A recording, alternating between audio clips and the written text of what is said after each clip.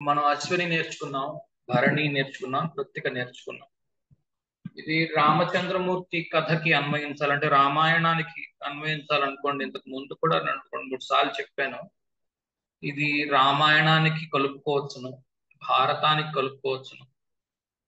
అలాగే మీకు ఐడియా ఉండి తెలిస్తే ఎవరికైనా దేవి భాగవతానికి కలపవచ్చును.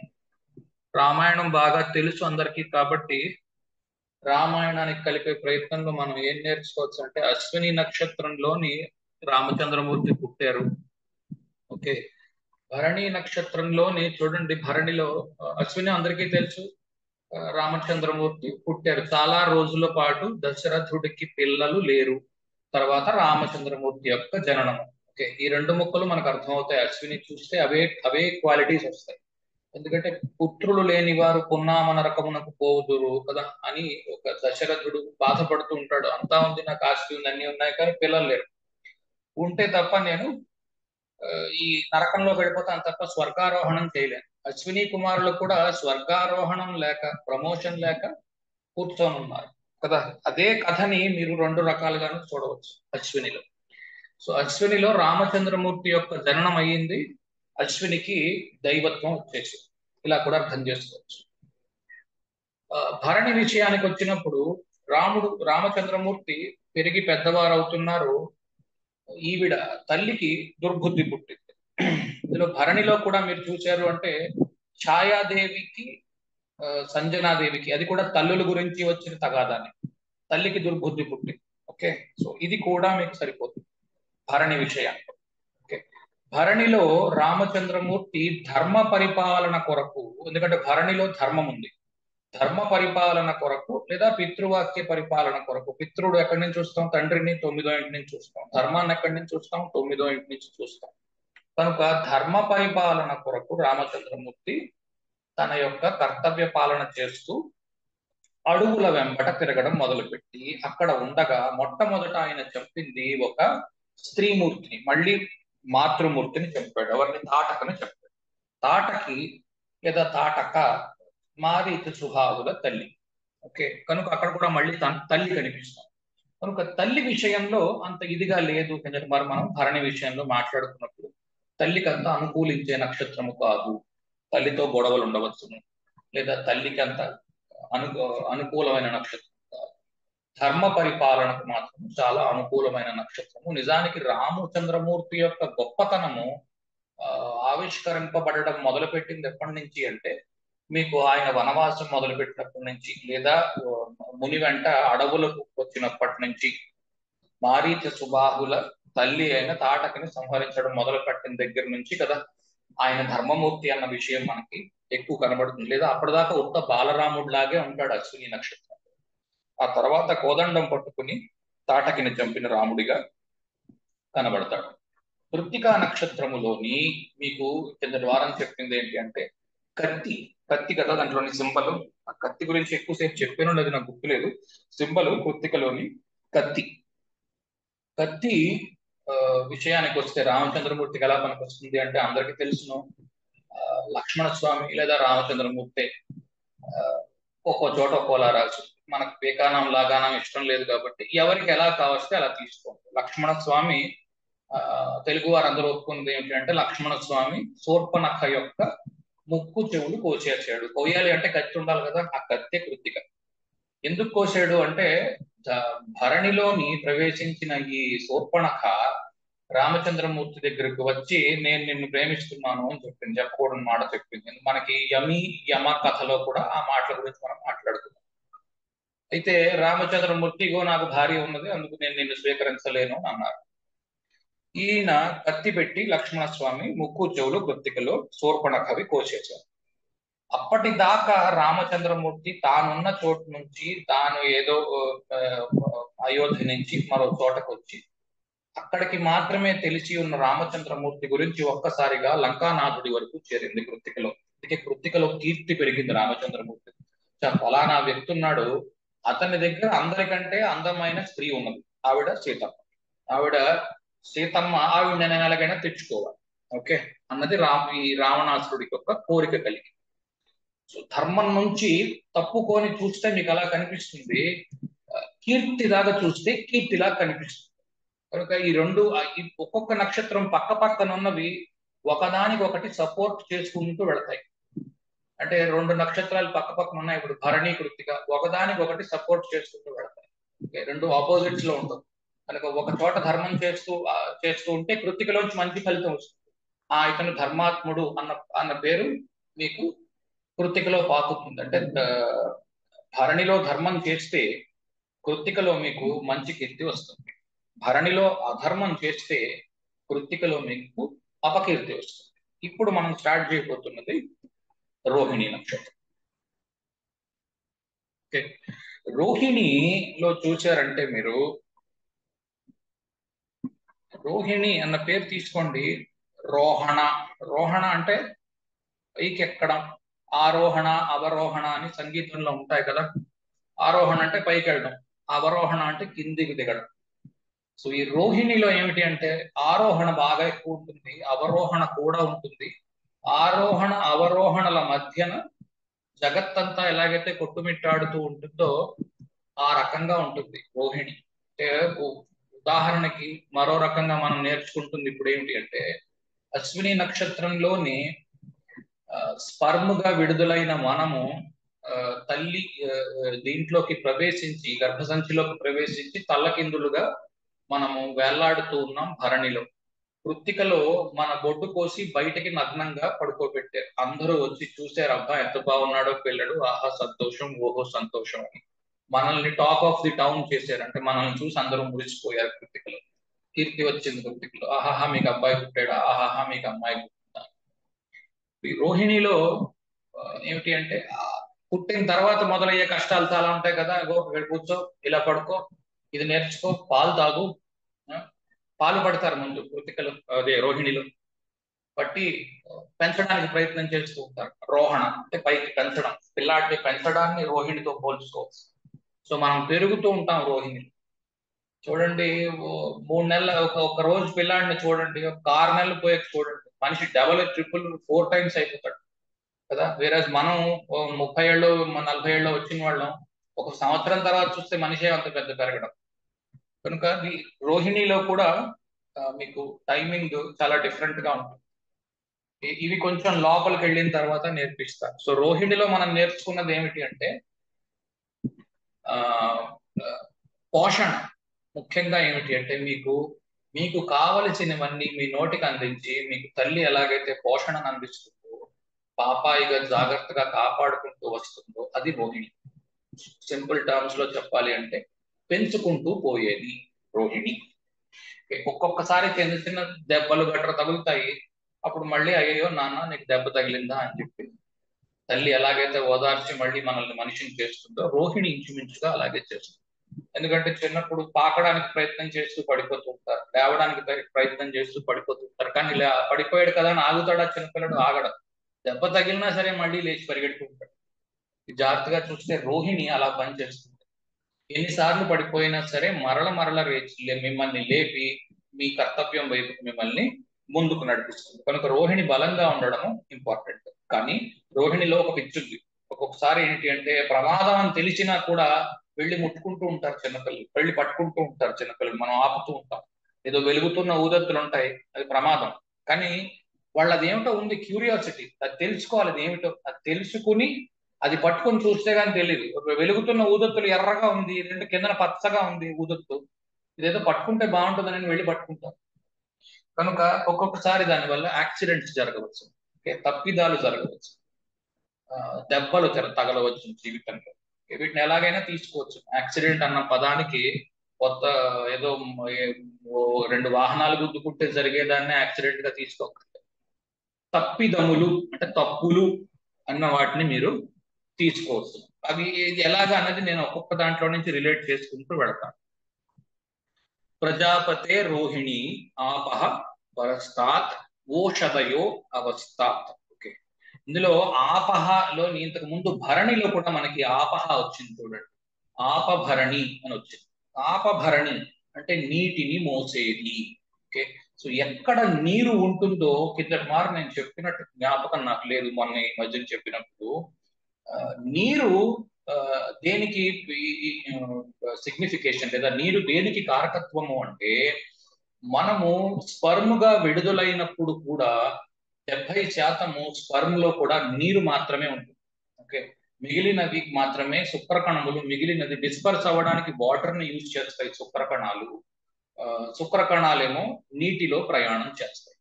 కనుక నీరు ఫర్టిలిటీకి సూచకం.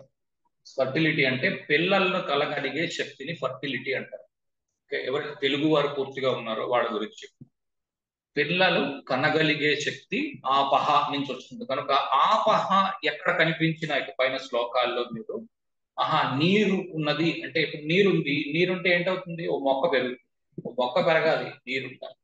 ఆ మొక్క పెరిగితే ఏంటవుతుంది? జీవకోటి అన్నిటికీ ఆహారం వస్తుంది. నీరే లేదనుకోండి, మొక్కే పెరగట్లేదు అనుకోండి, అసలు జీవాలు బతికుండలేవు, ఏ జీవము ఉండదు మొక్క లేనిది. ఇది అర్థం చేసుకోవాలి. కనుక ఆపహ అన్న శబ్దానికి నీరు అన్న అర్థం ఎలాగైతే ఉందో, ఫర్టిలిటీ అన్న అర్థాన్ని కూడా తీసుకో. ఎందుకంటే అది బేస్ లైన్ అనమాట. నీరు ఉంటే తప్ప ఫర్టిలిటీ లేదు. సో ఎవరికైనా శుక్రకణాలు తక్కువ ఉన్నాయి, అలాంటి ప్రాబ్లమ్స్ ఏమైనా ఉన్నాయి అన్నప్పుడు కూడా మీకు ఏంటి అంటే, నీరు తక్కువైపోయి వేడి ఎక్కువైపోయినప్పుడు జరుగుతూ ఉంటాయి. అందుకే మీకు జనరల్ గా 7th హౌస్ లోని ఎక్కువ హీట్ ప్రొడ్యూస్ చేసే ప్లానెట్స్ అలాంటివి ఉండడం మంచిది కాదంట. అప్పుడు పిల్లలు ఉండడం కష్టం అవుతుంది అని. హీట్ ప్రొడ్యూస్ చేసే ప్లానెట్స్ అంటే రవి, కుజుడు, గురువు కూడా ఒక్కొక్కసారి, లేదా బాగా ఫైర్ సైన్స్ అంటే మేషము, లియో, సాజిటేరియస్, ఇవి మీకు వేడిని ఎక్కువ కలుగ చేస్తాయి. నీటిని బతకనివ్వలేవు కదా. నీరు లేనప్పుడు, వేడిగా ఉన్నప్పుడు ఏమవుతుంది? ఎడారి తయారవుతుంది. ఎడారిలో ఏ మొక్క మొలవదు. ప్రజాపతే రోహిణి ఆపహ పరస్తాత్ ఓషధయో అవస్థాత్. ఓకే, ఈ ఓషధి అంటే అందరికీ తెలుసు. ఓషధి అంటే మందు, ఏదైనా మెడిసిన్, ఏదైనా జబ్బు వచ్చింది, ఓషధి మందు అనమాట.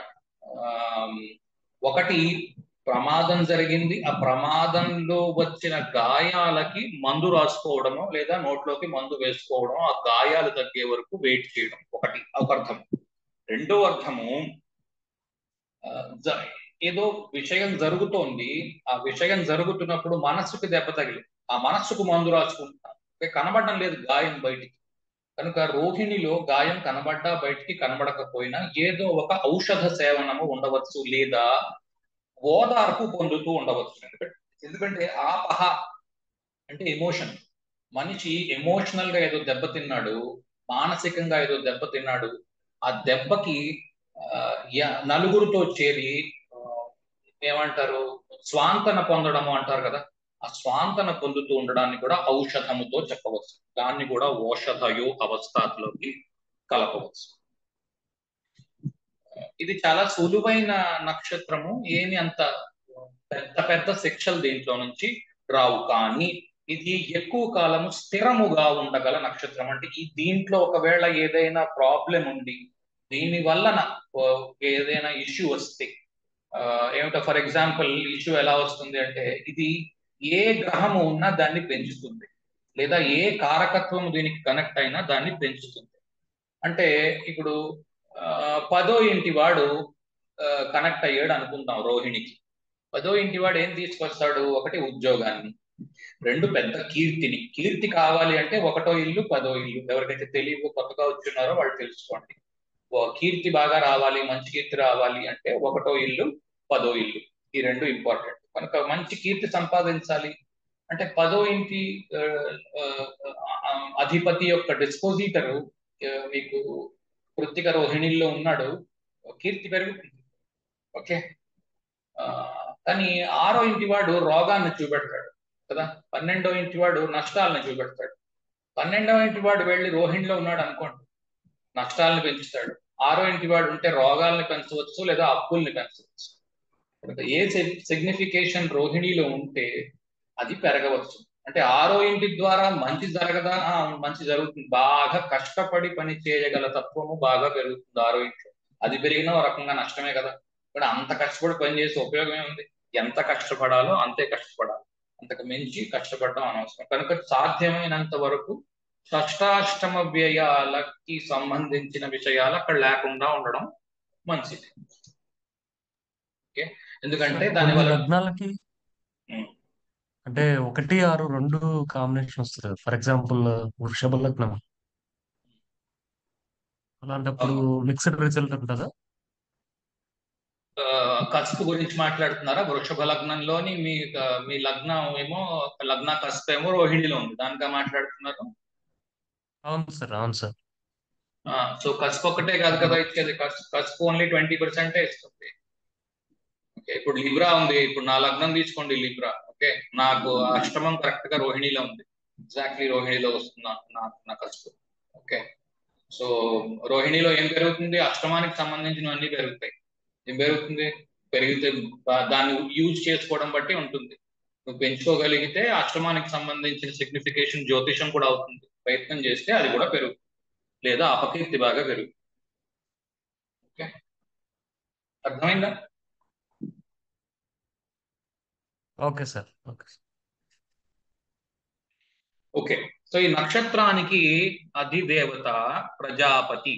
ప్రజాపతి అంటే ఆ, బ్రహ్మ అని అర్థం. ఎందుకంటే క్రియేషన్ లోని ఒక్కొక్క యుగానికి ఒక్కొక్క ప్రజాపతి ఉంటాడు. ప్రజాపతుల్లోని మొదటి వాడైన ఆయన కశ్యప ప్రజాపతి.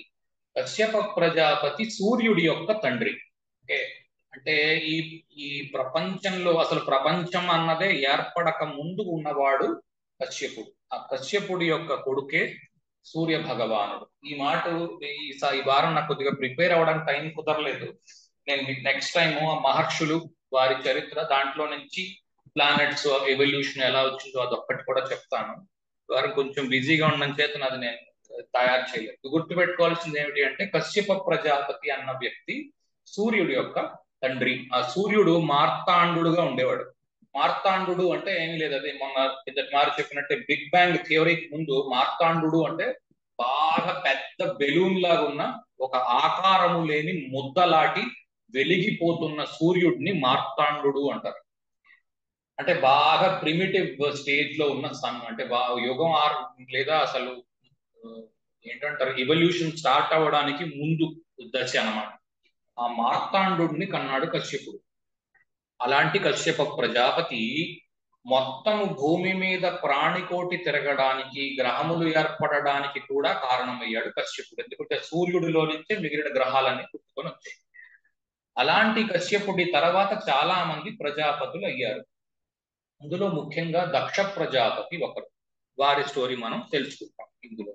అలా కాకుండా ఎప్పుడైనా సరే ఆ సృష్టి చేసే వారందరినీ ప్రజాపతి అని అన్నారు. సృష్టి ఎవరైతే కొనసాగిస్తున్నారో ప్రజాపతులు అవుతారంటే ఒక రకంగా మనం అందరము కూడా ప్రజాపతుల కిందనే లెక్క. కారణం ఏంటంటే అహం బ్రహ్మాస్మి అన్న పదం అక్కడి నుంచి వచ్చింది అనుకుంటాను నేనైతే. ఎందుకంటే మనం అంతా కూడా మన మన రేస్ ని, మన మానవ ఆ దీన్ని ఎలాగైతే ముందుకు కొనసాగించుకుంటూ వెళుతున్నామో, పిల్లల్ని కని వాళ్ళకి మళ్ళా పిల్లల్ని కనిపించి ఇలాంటివి, ఎందుకంటే పెళ్లి చేసి లేదురా మనం మన మన వంశాన్ని ముందుకు తీసుకెళ్తూ ఉండాలి అని ఎలాగైతే అనుకుంటున్నామో ఆ విషయం మొత్తం మీకు రోహిణిలోనే ఉంది. కనుక తయారు చేసేవాడు, కొత్తగా క్రియేట్ చేసేవాడిని మీరు బ్రహ్మతో ఎలాగైతే, సృష్టి చేసేవాడిని ఎలాగైతే బ్రహ్మతో పోలుస్తారో రోహిణిని బ్రహ్మతోని పోల్చుకోవాలి. రోహిణికి బ్రహ్మకున్నన్ని సిగ్నిఫికేషన్స్ ఉన్నాయి. ఇందులో సింబల్స్ రథము, రథం లేదా బండి. అంటే అప్పటిదాకా కాళ్ళ మీద నడుచుకుంటూ వెళ్ళిన వ్యక్తులు ఒక్కసారిగా బండి కట్టారు. మనుషులు బండి కట్టి ఆ బండి మీద వెళ్ళడం మొదలు పెట్టారు. ఇవల్యూషన్ లో ఇలా కూడా తీసుకోవచ్చు. ఇప్పుడు మనం ఏం చేస్తాం, పెరుగుతూ ఉన్నాం, పెరిగిన తర్వాత ఏం చేస్తారు, ఒక చిన్న సైకిల్ లాంటిదో, ఒక టైర్ లాంటిదో, ఒక 3 కాళ్ళ చక్రాలు ఉన్న బండో ఏదో ఒకటి కొని మనకి ఇస్తారు. ఇచ్చేసి ఊరుకోరు. నాన్నో అమ్మో ఎవరో ఒకళ్ళు మనల్ని పట్టుకొని జాగ్రత్తగా సైకిల్ తొక్కిస్తారు. ఓకే, ఇవన్నీ కలుపుకోవచ్చు రోహిణిలోకి. మీరు ఎలాగ దీన్ని అన్వయించుకుంటున్నారు అన్న దాన్ని బట్టి ఉంటుంది. ఓకే, కనుక చారియట్, చారియట్ అంటే రథము. ఆ రథము ఎలా ఉంటుంది? రథం ఉంది అంటే ఒక డ్రైవర్ ఉంటాడు, మీరు రథంలో కూర్చొని ఉంటారు. ఓకే, కనుక మిమ్మల్ని తీసుకెళ్ళడానికి తీసుకురావడానికి మీకు పెద్ద పదవి ఇచ్చి మిమ్మల్ని కూర్చోబెట్టి ఏ మీకు రాజభోగాలు అన్ని అనుభవించగలుగుతారు రోహిణిలో. ఎందుకంటే మీరు పైకి వెళ్తున్నారు కాబట్టి. తంటి పిల్లాడిని పెంచుతున్నప్పుడు తల్లిదండ్రులు ఎంత జాగ్రత్తగా మా జాగ్రత్తగా చూసుకుంటాము అన్నట్టుగా పెంచుతారో దాన్ని చూసే ఈ సినిమాలో త్రివిక్రమ్ పెట్టాడు బంటు అని పేరు. ప్రతివాడు రాజు పుడతాడు అని అనుకుంటాం కానీ అలా వైకుంఠపురం సినిమాలో ఆ హీరో పేరు బంటు. ఏమిటంటే ఎవడైనా బంటు పేరు పెట్టుకుంటాడు ఏమిటి, ఎవడైనా రాజు అని పేరు పెట్టుకుంటారు కానీ బంటు ఏమిటి, ఏం చెప్పను మా నాన్న అలాంటి వాడు అంటాడు. కానీ ప్రపంచంలో ప్రతి తండ్రి మాకు రాజు పుట్టాడు అని అనుకుంటారు కదా, ఆ రాజు మీకు బ్రహ్మ. అంటే అహం బ్రహ్మాస్మి అన్నాం అనుకుంటున్నాం కదా, మనల్ని మళ్ళీ మనం పంటున్నాం అన్నమాట, మనల్ని మనమే పెంచుకుంటున్నాం. అదే బ్రహ్మ యొక్క పని. తర్వాత పాము, మేల్ సర్పెంట్, మగ పాము. ఓకే. తర్వాత మర్రి చెట్టు, బ్యానియన్ ట్రీ అంటే మర్రి చెట్టు, అంతే కదా.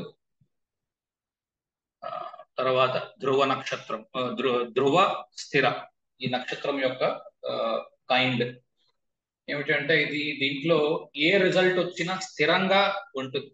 రిజల్ట్ ఎక్కువ కాలం వస్తుంది, ధ్రువంగా వస్తుంది, స్థిరంగా వస్తుంది. కనుక దీంట్లో సాధ్యమైనంత వరకు 6, 7, 12 యొక్క అధిపతుల యొక్క డిస్పోజిటర్స్ లేకుండా ఉండడము మంచిది. ఇందులో ఉంటే ఏదో ఒక ప్రాబ్లము ఒకదాని తర్వాత ఒకటి వచ్చే అవకాశాలు ఉన్నాయి. ఓకే.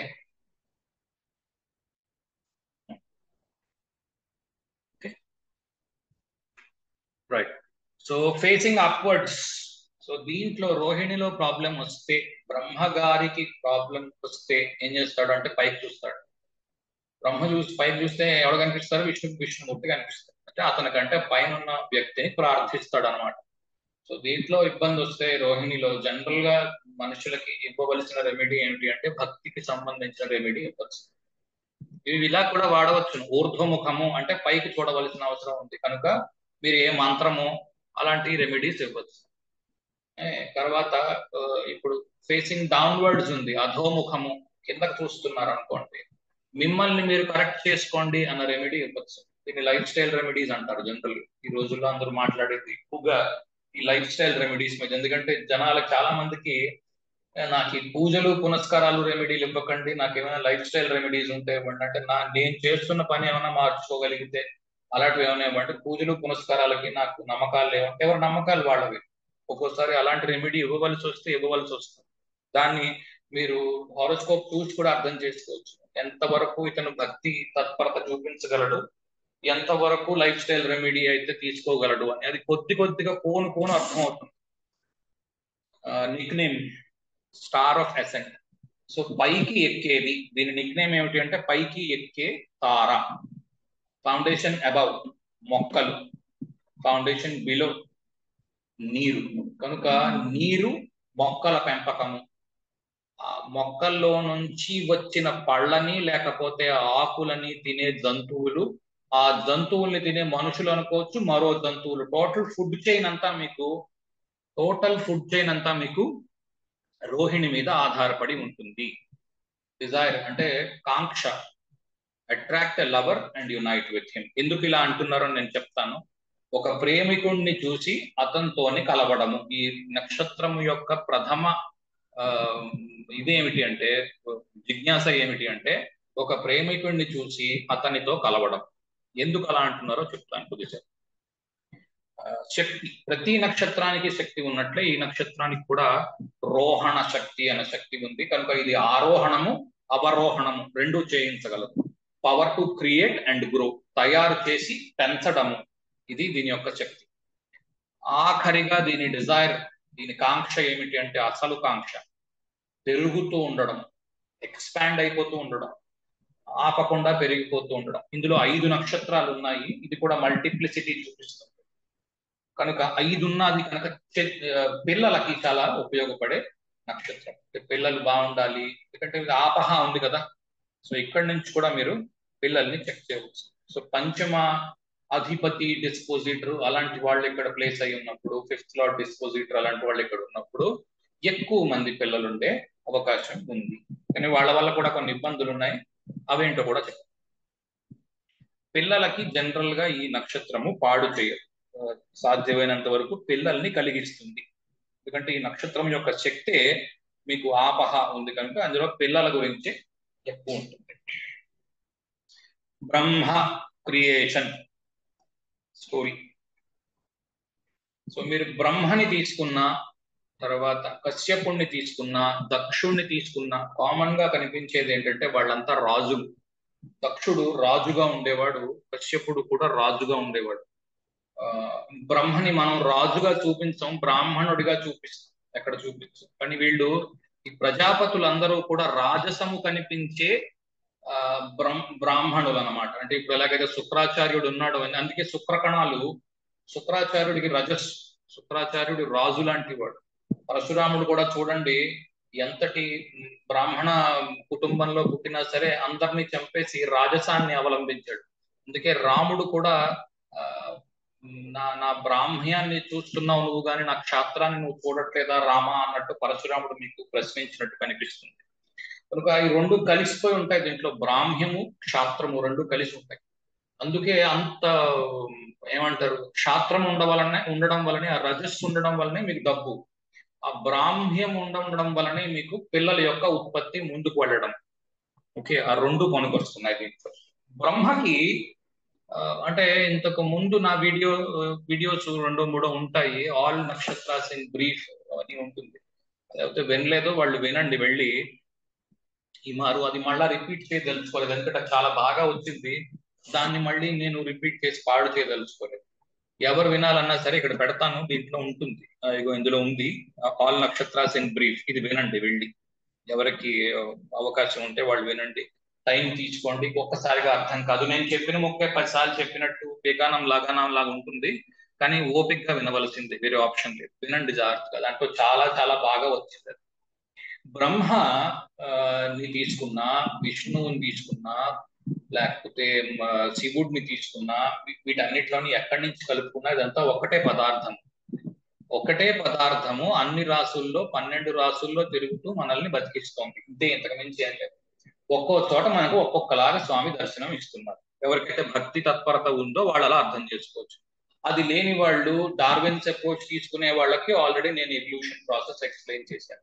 ఎందుకంటే హిందూయిజంలో రెండు పర్మిట్ చేస్తారు, లాజిక్ లేకుండా ఏమీ చేయొద్దు, తర్కము అన్నిటికంటే ఇంపార్టెంట్ అని.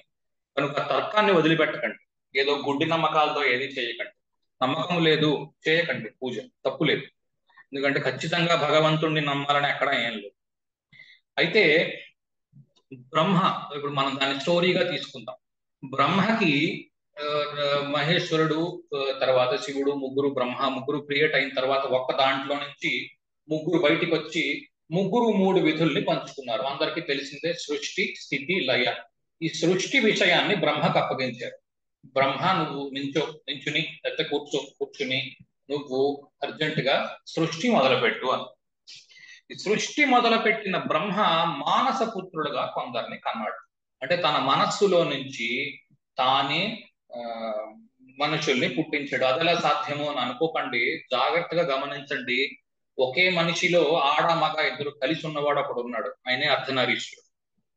ఆయన ఈయనకి హెల్ప్ చేశాడు. ఆ అర్ధనారీశ్వరుడు ఎవరో కాదు, నెక్స్ట్ రాబోయే రుద్రుడు, మృగశిర తర్వాత మనకి రుద్రుడు వస్తాడు.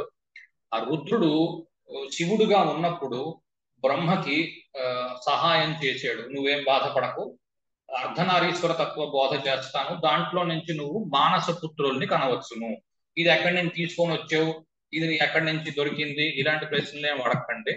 ఇవి తెలుస్తూ ఉంటాయి ఆటోమేటిక్ గా. ఇవి ఎలా తెలుస్తాయనే క్వశ్చన్స్ తీసుకోకండి, తెలిసింది సరిపోతుందా లేదా చెక్ చేసుకోండి. శివుడు బ్రహ్మకి హెల్ప్ చేసి అర్ధనారీశ్వర తత్వాన్ని బోధించి అందులో నుంచి మానస పుత్రుల్ని తీసుకొని బయటకు వచ్చాడు బ్రహ్మ.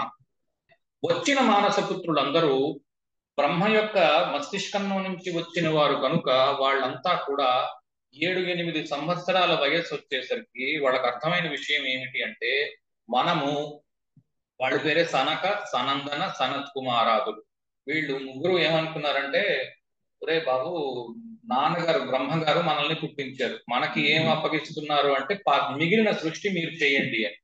కానీ మనకు తెలిసిన తత్వం ఏమిటి అంటే, ఈ సృష్టి యొక్క లంపటంలో మనము ఈ సంసారంలో పడి కొట్టుకున్నాము అంటే మనకు మళ్ళా జన్మ కలిగి ఇది అలా తిరుగుతూనే ఉంటాము. ఆదిశంకరాచార్య చెప్పినట్టు అని చెప్పి వాళ్ళంతా బ్రహ్మగారి యొక్క మాటని తిరస్కరించి, నాన్నగారు మేము సన్యాసము తీసుకుంటున్నాము, మేము సృష్టి చేయదలుచుకోలేదు, అతి తుచ్చమైన ఈ సృష్టి కార్యములో మేము పాలు పంచుకోము అని బ్రహ్మ యొక్క మాటని పక్కన పడేసి వాళ్ళు సన్యాసం తీసుకొని ముక్కు మూసుకొని జపం చేసుకోవడం మొదలు పెట్టారు. కంటిన్యూస్ గా మమ్మల్ని ఎందుకు పుట్టించో మళ్ళీ ఇంకెప్పుడు పుట్టించక అని. కనుక ఎప్పుడు మీరు సనక సనందనాదన వాళ్ళ ఇందులోని కొంతమందికి ఇబ్బందికరమైన వాక్యాల్లో ఉండవచ్చును, దాంట్లో నుంచి లాగానాలు పీకానాలు దయచేసి చేయకండి. ఇది మనకి ఆస్ట్రాలజీలో ఉపయోగపడడానికి ఎంతవరకు చెప్పాలో అది మాత్రమే చెప్తున్నాను. ఓకే, ఈ సనక సనందనాదులు బొమ్మలు మీరు ఎక్కడ చూసినా సరే 7 ఏళ్ళు 5 ఏళ్ల పిల్లలుగా చూపిస్తారు. అందుకే వాళ్ళు పెద్దవాళ్ళు అయినట్టుగా ఎక్కడ మీకు కనబడరు. ఫోటోలు చూపించిన, బొమ్మలు చూపించిన వాళ్ళు చిన్నవాళ్ళగానే చూపెడతారు. దాంట్లో నుంచి మనం ఏం నేర్చుకున్నాము అంటే, రోహిణి యొక్క పిల్లలు ఓకే రోహిణి చెప్పిన మాట వినరు. ఎందుకంటే సనక సనందనాదులు, సనత్ కుమారాదులు బ్రహ్మగారు చెప్పిన మాట వినక వేరే పని చేస్తున్నారు. ఓకే, ఇప్పుడు బ్రహ్మకి ఒక పెద్ద ధర్మ సంకటం వచ్చి పడింది. సత్యం రా నాయన, వీళ్ళేమో సృష్టి చేయమంటున్నారు, నేను పుట్టించిన వాళ్ళు ఎవరు సృష్టి చేయడానికి తయారుగా లేరు, ఇప్పుడు నేనేమిటి చేయడం? సరే, నేను మరి ఓ పని చేస్తాను, ఇప్పుడు దాకా మగాళ్ళని మాత్రమే పుట్టించాను, నేనెంతకని ఈ మానస పుత్రుల్ని ఇలా పుట్టించుకుంటూ వెళ్ళటం, ఒక అమ్మాయిని మానస పుత్రిగా తీద్దాం బయటికని సరస్వతీ దేవిని పుట్టించాడు. ఓకే, దీంట్లో నుంచి కూడా చెడు అర్థాలు లాగకండి దయచేసి. ఉద్దేశ్యము దీన్ని ఏదో చెడగొట్టడానికో లేకపోతే ఇంకోదానికో కాదు. ఒకటే పదార్థము ఉన్నది, అందులో నుంచి ఒక్కొక్కటి బయటికి వస్తున్నాయి, ఇలా అర్థం చేసుకోవాలి. అంతేకాని ఏదో బ్రహ్మ తన కూతురుతోనే ఇదయ్యాడు అదయ్యాడు అది ఎలాగో అవుతుంది. ఇప్పుడు చెప్పబోయేది అదే. బ్రహ్మ యొక్క మానస పుత్రిగా సరస్వతీదేవి బయటికి వచ్చింది. ఆవిడికి ఈ విషయం తెలియపరిచాడు బ్రహ్మ. ఇప్పుడు మనం చేయవలసిన కర్తవ్యం ఇది, అందుకు నేను నిన్ను పుట్టిస్తున్నాను. ఓకే, కొద్దిసేపు ఏదో జరిగింది వివాదమో లేకపోతే ఇదో, లేదా వెంటనే వస్తుంది, ఏదైనా సరే ఆఖరిగా వచ్చిన రిజల్ట్ ఏమిటి అంటే, వీళ్ళు బ్రహ్మ తర్వాత సరస్వతి ఒకరి వెనకాతల సరస్వతి పరిగెడుతూ ఉంది, ఆ వెనకాల బ్రహ్మ పరిగెడుతూ ఉన్నాడు. పరిగెడుతూ ఒక్కొక్కసారి ఒక్కొక్క రూపాన్ని సరస్వతీదేవి దాలుస్తోంది. ఆ రూపంలో నుంచి బ్రహ్మదేవుడు రమించి ఒక్కొక్క స్పీషీస్ బయటకు వస్తుంది. అంటే ఎగిరేవి, పాకేవి, ఈదేవి, ఓకే, నడిచేవి, ఇలాగా ఒక్కొక్క జంతుజాలము బయటికి వస్తూ వెళ్ళింది. ఒక్కొక్కటి పుట్టుకుంటూ వచ్చాయి. వీటికి అనవసరపు అర్థాలు తీసుకుని బుర్రలు పాడు చేసుకుని అలాంటి పనులు చేయకండి. దీన్ని ఎలాగ మనం జ్యోతిష్యానికి కనెక్ట్ చేసుకుంటాం అన్నది మాత్రమే దయచేసి చూడండి. ఓకే, సో బ్రహ్మ తనలో తాను రమిస్తూ ఉంటాడు అన్న మాట మనం ఎప్పుడు వింటాం. కోటేశ్వర గారు కూడా చాలా సార్లు చెప్పుకుంటారు. అది బ్రహ్మ అంటే నా ఉద్దేశం పరబ్రహ్మము తనలో తానే రమిస్తుంది. అదే ఆ తనలో తాను రమించే మానసపుత్రులను తీసుకొచ్చాడు. వాళ్ళు మాట వినలేదు అక్కడ. ఇప్పుడు ఈ సరస్వతిని క్రియేట్ చేసి రమించి ఒక్కొక్క స్పీషీస్ ని ఆయన తయారు చేసుకుంటూ వెళ్ళాడు. ఇది ఒక అర్థం. కానీ బ్రహ్మ తయారు చేసిన స్పీషీస్ చాలా వరకు పుడుతూ ఉంటాయి. ఆ జంతుజాలాలు వాతావరణం యొక్క మార్పుల వల్ల చాలా జంతువులు వెళ్ళిపోయి మళ్ళీ కొత్త జంతువులు పుట్టుకుంటూ వచ్చాయి, లేదా వాటి రూపాంతరాలు చెందుతూ వెళ్ళాయి. ఇప్పుడు మీరు ఏదో డైనోసార్లు ఉండేవి, రాక్షస బలులు, ఇప్పుడు లేవు కదా ఆ డైనోసార్లు అన్ని. వాటిని ఇవన్నీ ఆ డైనోసార్లే ఇప్పుడు పక్షులు అయ్యాయి అంటున్నారు. కనుక రూపాంతరం చెందుతూ ఉంటుంది. ఒకటి క్రియేట్ అయినది రోహిణిలో చచ్చిపోయి మళ్ళా మరొకటి తయారవుతూ, అలా అర్థం చేసుకోవాలి దాన్ని. అంటే ఇప్పుడు ఏదో ఒకటి తయారు చేస్తారు రోహిణిలో, అది కొద్ది రోజులు నడుస్తుంది, అది మళ్ళీ పడుకుంటుంది, పోయి మళ్ళా కొత్తది వస్తుంది. అక్కడ ఎలాగా వస్తుంది అన్నది నేను మీకు వేసినప్పుడు ట్రైట్స్ వినిపించినప్పుడు వినిపిస్తాను. స్టోరీస్ మాత్రం గుర్తుపెట్టుకోవాలి, తెలిసి ఉండాలి. సో అలాగే బ్రహ్మదేవుడితో పాటు దక్ష ప్రజాపతి గురించి కూడా ఆలోచిద్దాం. దక్ష ప్రజాపతి గురించి తెలుసుకోవాలి అన్నట్టే దక్ష యజ్ఞం సినిమా ఉంది, అది చూడండి అందరూ ఒకసారి. దాంట్లోని ఎస్వి రంగారావు, ఎన్టీ రామారావు గారు చేశారు. ఆ సినిమా చూడండి. శివుడుగా ఎన్టీఆర్, దక్ష ప్రజాపతిగా ఎస్విఆర్ చేశారు. బ్రహ్మాండంగా ఉంటుంది సినిమా మొదటి నుంచి ఆఖరి దాకా. దాంట్లోనే మీకు 27 నక్షత్రాలు దక్ష ప్రజాపతి యొక్క కుమార్తెలుగాను, పార్వతీదేవి అంతకు ముందు సతీదేవిగా, దక్ష ప్రజాపతి యొక్క కూతురుగా సతీదేవి కనిపిస్తారు. ఆ సతీదేవి పరమేశ్వరుడు ఈశ్వరుడు వీళ్ళంతా ఎలా ఉన్నారు, గిరీశ్వర యాగం ఎలా చేపట్టాడు దక్ష ప్రజాపతి, ఆ స్టోరీ అంతా మీకు కనిపిస్తుంది. నిరీశ్వర యాగము చేయదలచాడు దక్ష ప్రజాపతి ఒకసారి. ఎందుకంటే మీకు ఈ త్రిమూర్తులు లేకుండా ఆరాధన చేయరాదు అన్నది ఉన్నది కనుక బ్రహ్మ విష్ణు మహేశ్వరులను పిలుద్దాం అనుకున్నప్పుడు ఎప్పుడైతే సతీదేవి పరమేశ్వరుడిని పెళ్లి చేసుకుందో వద్దని వారించాడు దక్ష ప్రజాపతి. కానీ సతీదేవి దక్ష ప్రజాపతి యొక్క మాటని పెడచెవిని పెట్టి, ఎలాగైతే బ్రహ్మ యొక్క మాటని పెడచెవిన పెట్టి సనక సనందనాథులు బ్రహ్మ చెప్పిన పని చేయలేదో, అదే రకంగా దక్ష ప్రజాపతి యొక్క కూతురు సతీదేవి దక్ష ప్రజాపతి చెప్పినా కూడా వినకుండా శివుడిని పెళ్లి చేసుకుంది. అది ఏదైతే ఉంది, దక్ష ప్రజాపతుడు విలను, శివుడు హీరో, అలాగా ఆలోచించకండి. ఓకే, రెండు వర్గాలు ఉన్నాయి, వద్దన్న పనిని పిల్లలు చేశారు, ఇలా తీసుకోండి దాన్ని.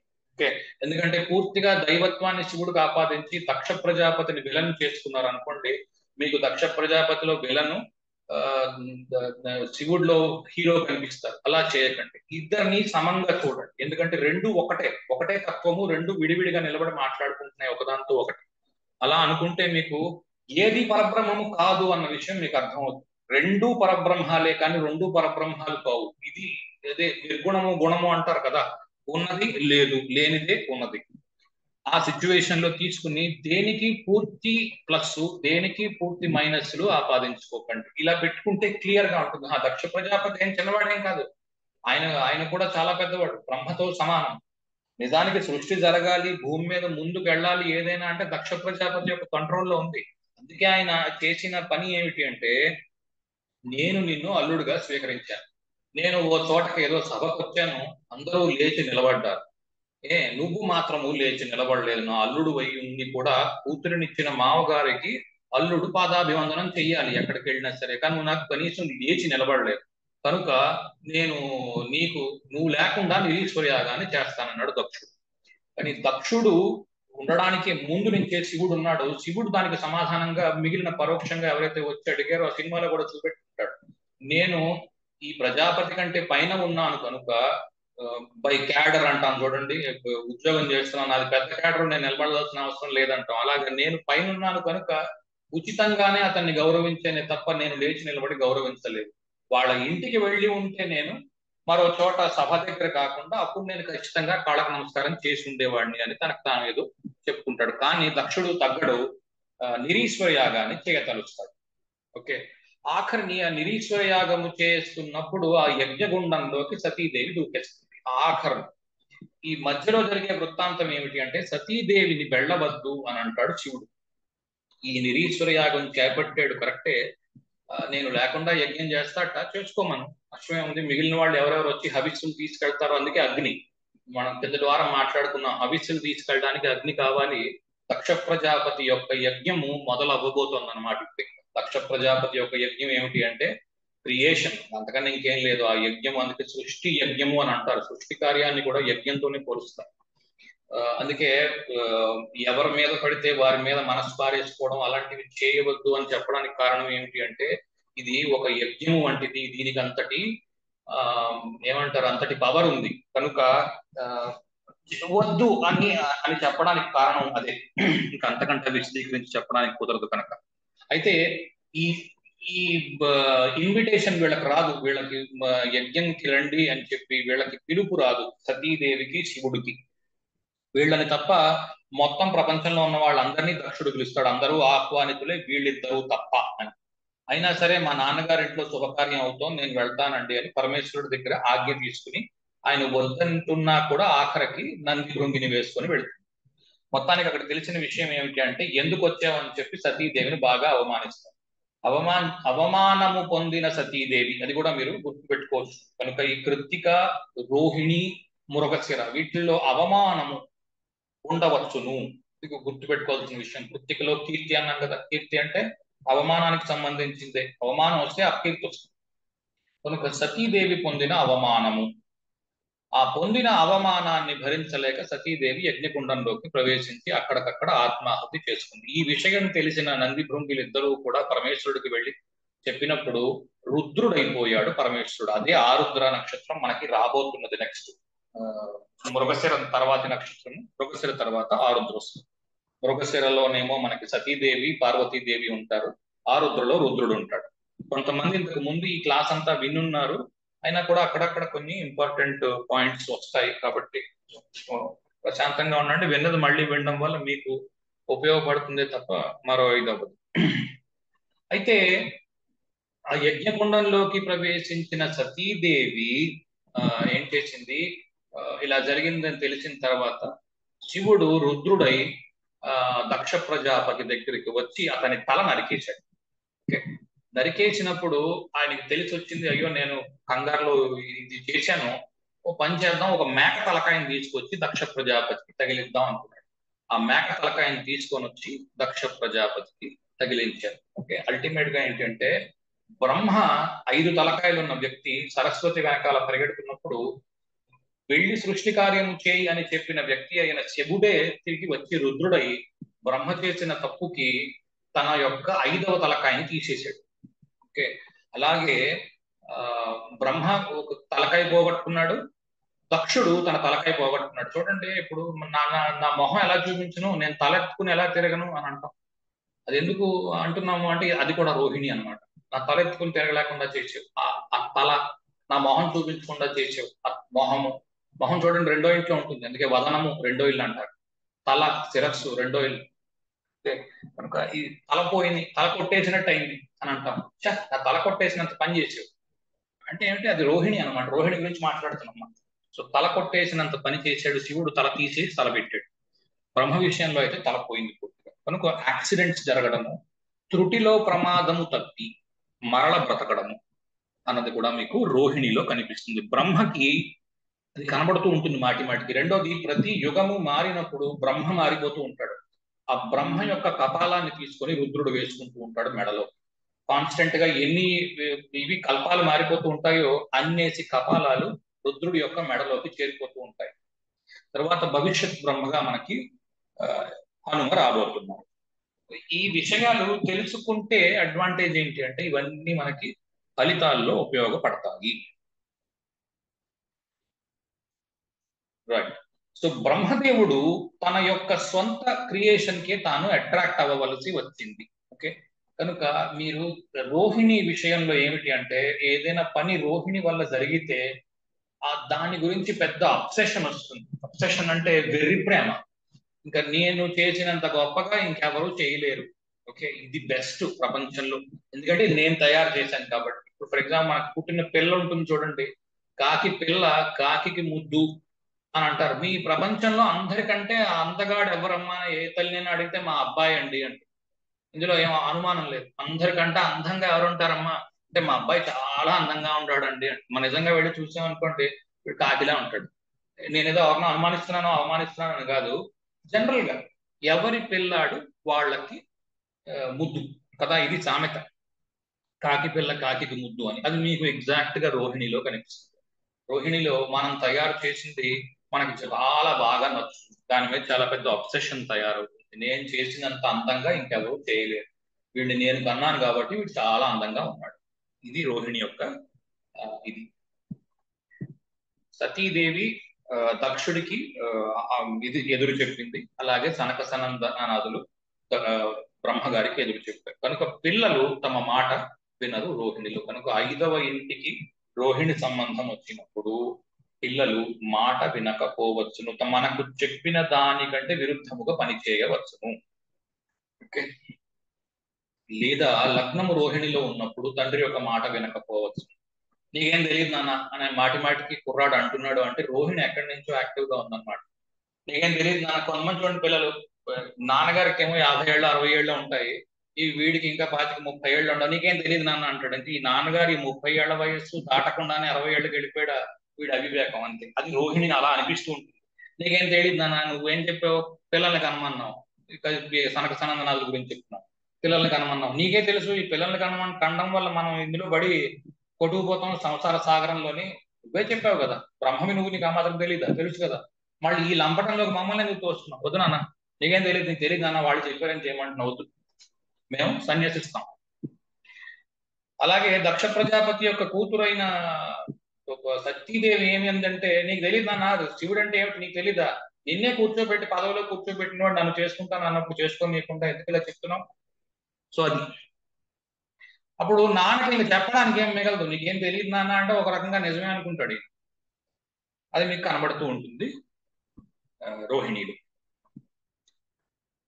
రెండోది, ఎవరైతే రోహిణిలో పెద్దవాళ్ళు ఉంటారో, జనరల్గా పెద్ద పిల్లలు రోహిణిలో ఉన్న వాళ్ళకి పెద్దవాళ్ళు మాట వినరు రోహిణి మాట. ఎందుకంటే ప్రజాపతి కశ్యప బ్రహ్మకి మానస పుత్రుడు వీళ్ళు సనక సనందనాలు ఫస్ట్ జనరేషన్ మా పిల్లలు మాత్రం బ్రహ్మ మాట వినలేదు. కానీ బ్రహ్మ తాను కన్న సంతానం ఎవరైనా తీసుకోండి, స్పీషీస్ అంటాం కదా, ఆ ఎవల్యూషన్ ఆఫ్ స్పీషీస్ లో ఫస్ట్ దాన్ని మాత్రమే వాళ్ళు కన్నారు, బ్రహ్మ సరస్వతులు. ఆ మిగిలిన వాళ్ళంతా వాళ్ళల్లో వాళ్ళు పుట్టించుకుంటూ వెళ్ళిపోయారు. ఇప్పటికి ఎంతమంది జనాలు అయ్యారు కదా.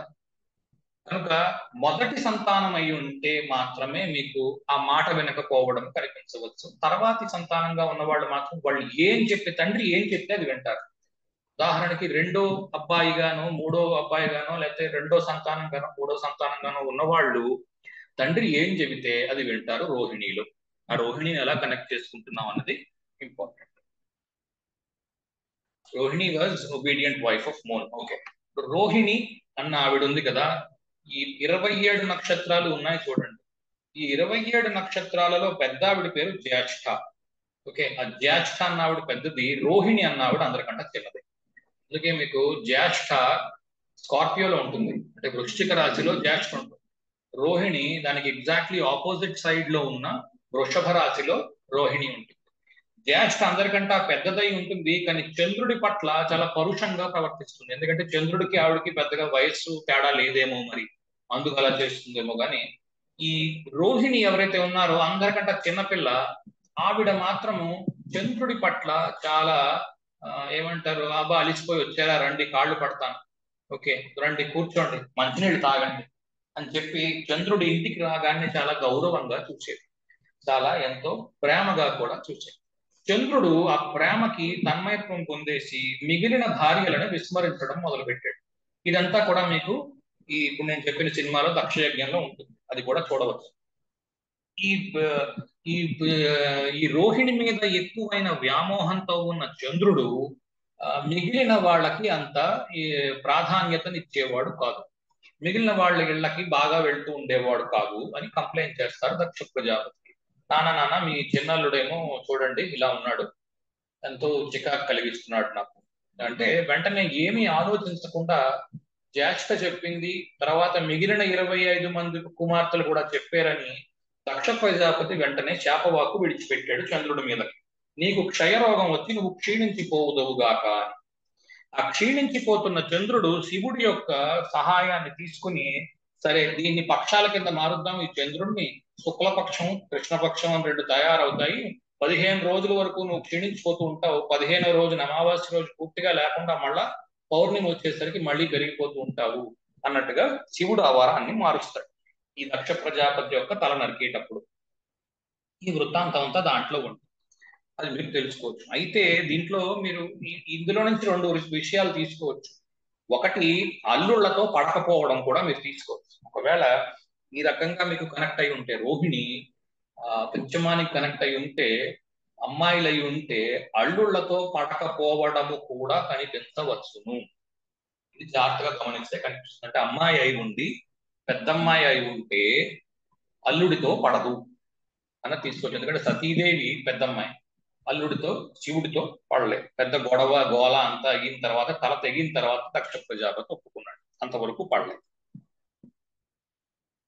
మధ్యలో ఎవరికైనా ప్రశ్నలు గట్రా ఉన్నాయి అంటే అవి తీరిపోతాయి ఇంచుమించుగా క్లాస్ అయ్యి లోపు. కొద్దిగా ప్రశాంతంగా ఉండండి, ఓపికగా, లేదు ఆఖరిలో క్వశ్చన్లు అడగవచ్చు. సరే, మంత్రాన్ని చూడండి. ప్రజాపతే రోహిణి ఆపహ పరస్తాత్ ఓషధయో అవస్థాత్. ప్రజాపతే అంటే బ్రహ్మయే లేదా ప్రజాపతియే, కశ్యపుడే లేదా దక్షుడే. ఓకే, ఒక్కొక్క దానికి ఒక్కొక్క అర్థాన్ని తీసుకోవచ్చును.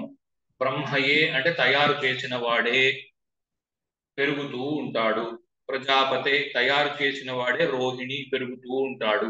Okay, goes up in life. ఆపహ వాడిలో వాడే బాధపడిపోతూ ఉంటాడు, ఎమోషనల్ గా తయారవుతాడు. ఓకే, ఓషధయో ఆ బాధకి ఆ ఎమోషన్ వల్ల బోల్డ్ అని మందులు మింగుతాడు ఒక అర్థము. ఇందులో నుంచి కనీసం ఒక 100 అర్థాలు తీయవచ్చు రకరకాలుగా. ఇప్పుడు మొత్తం ఈ వృత్తాంతం అంతా ఈ ఒక్క మంత్రంలో నుంచి తీసిందే. కనుక ఆపహ వల్ల డబ్బు బాగా పెరుగుతుంది. వాటర్ అంటే డబ్బు, ఇంతకు ముందు కూడా చెప్పాను, లిక్విడ్ క్యాష్ బాగా ఉన్నవాడు అన్న అర్థంలో తీసుకోవచ్చు. గోస్ అప్ ఇన్ లైఫ్, బాగా డబ్బులు సంపాదించి. ఓకే, టేకింగ్ మెడిసిన్స్ అంటే ప్రతి దానికి సమాధానాన్ని ఇవ్వగలడు, ప్రతి దానికి ఒక మందు ఇవ్వగలడు. అంటే ఇప్పుడు ఏదో ఇబ్బంది వచ్చింది, ఆ ఇబ్బందికి అందుకే భేషజ అంటారు, భిషక అంటారు. భిషక అంటే దానికి మందు ఇవ్వడం. పరమేశ్వరుడిని భిషక్ అంటాం కదా, మందు ఇవ్వడం అనమాట. ప్రతిదానికి మందు ఉంది వీడి దగ్గర, ఎందుకంటే డబ్బు ఉంది కాబట్టి. డబ్బు లేనివాడు దేనికి మందు ఇవ్వలేడు కదా. ఏదైనా కొనగలడు, మందు కొనగలడు.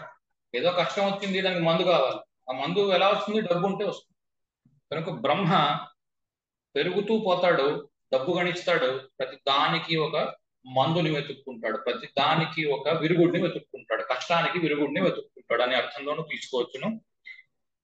రోహిణి, ప్రజాపతే బ్రహ్మ రోహిణి అంటే తలనెత్తికెక్కి, రోహిణి అంటే ఎక్కిపోవడం, బాగా పొగరనెత్తికెక్కి కన్ను మిన్ను కానకుండా తప్పు చేసి ఆపహ తర్వాత ఏడ్చి ఆ తర్వాత తిన్న దెబ్బకి మందులు మిగుతాడు.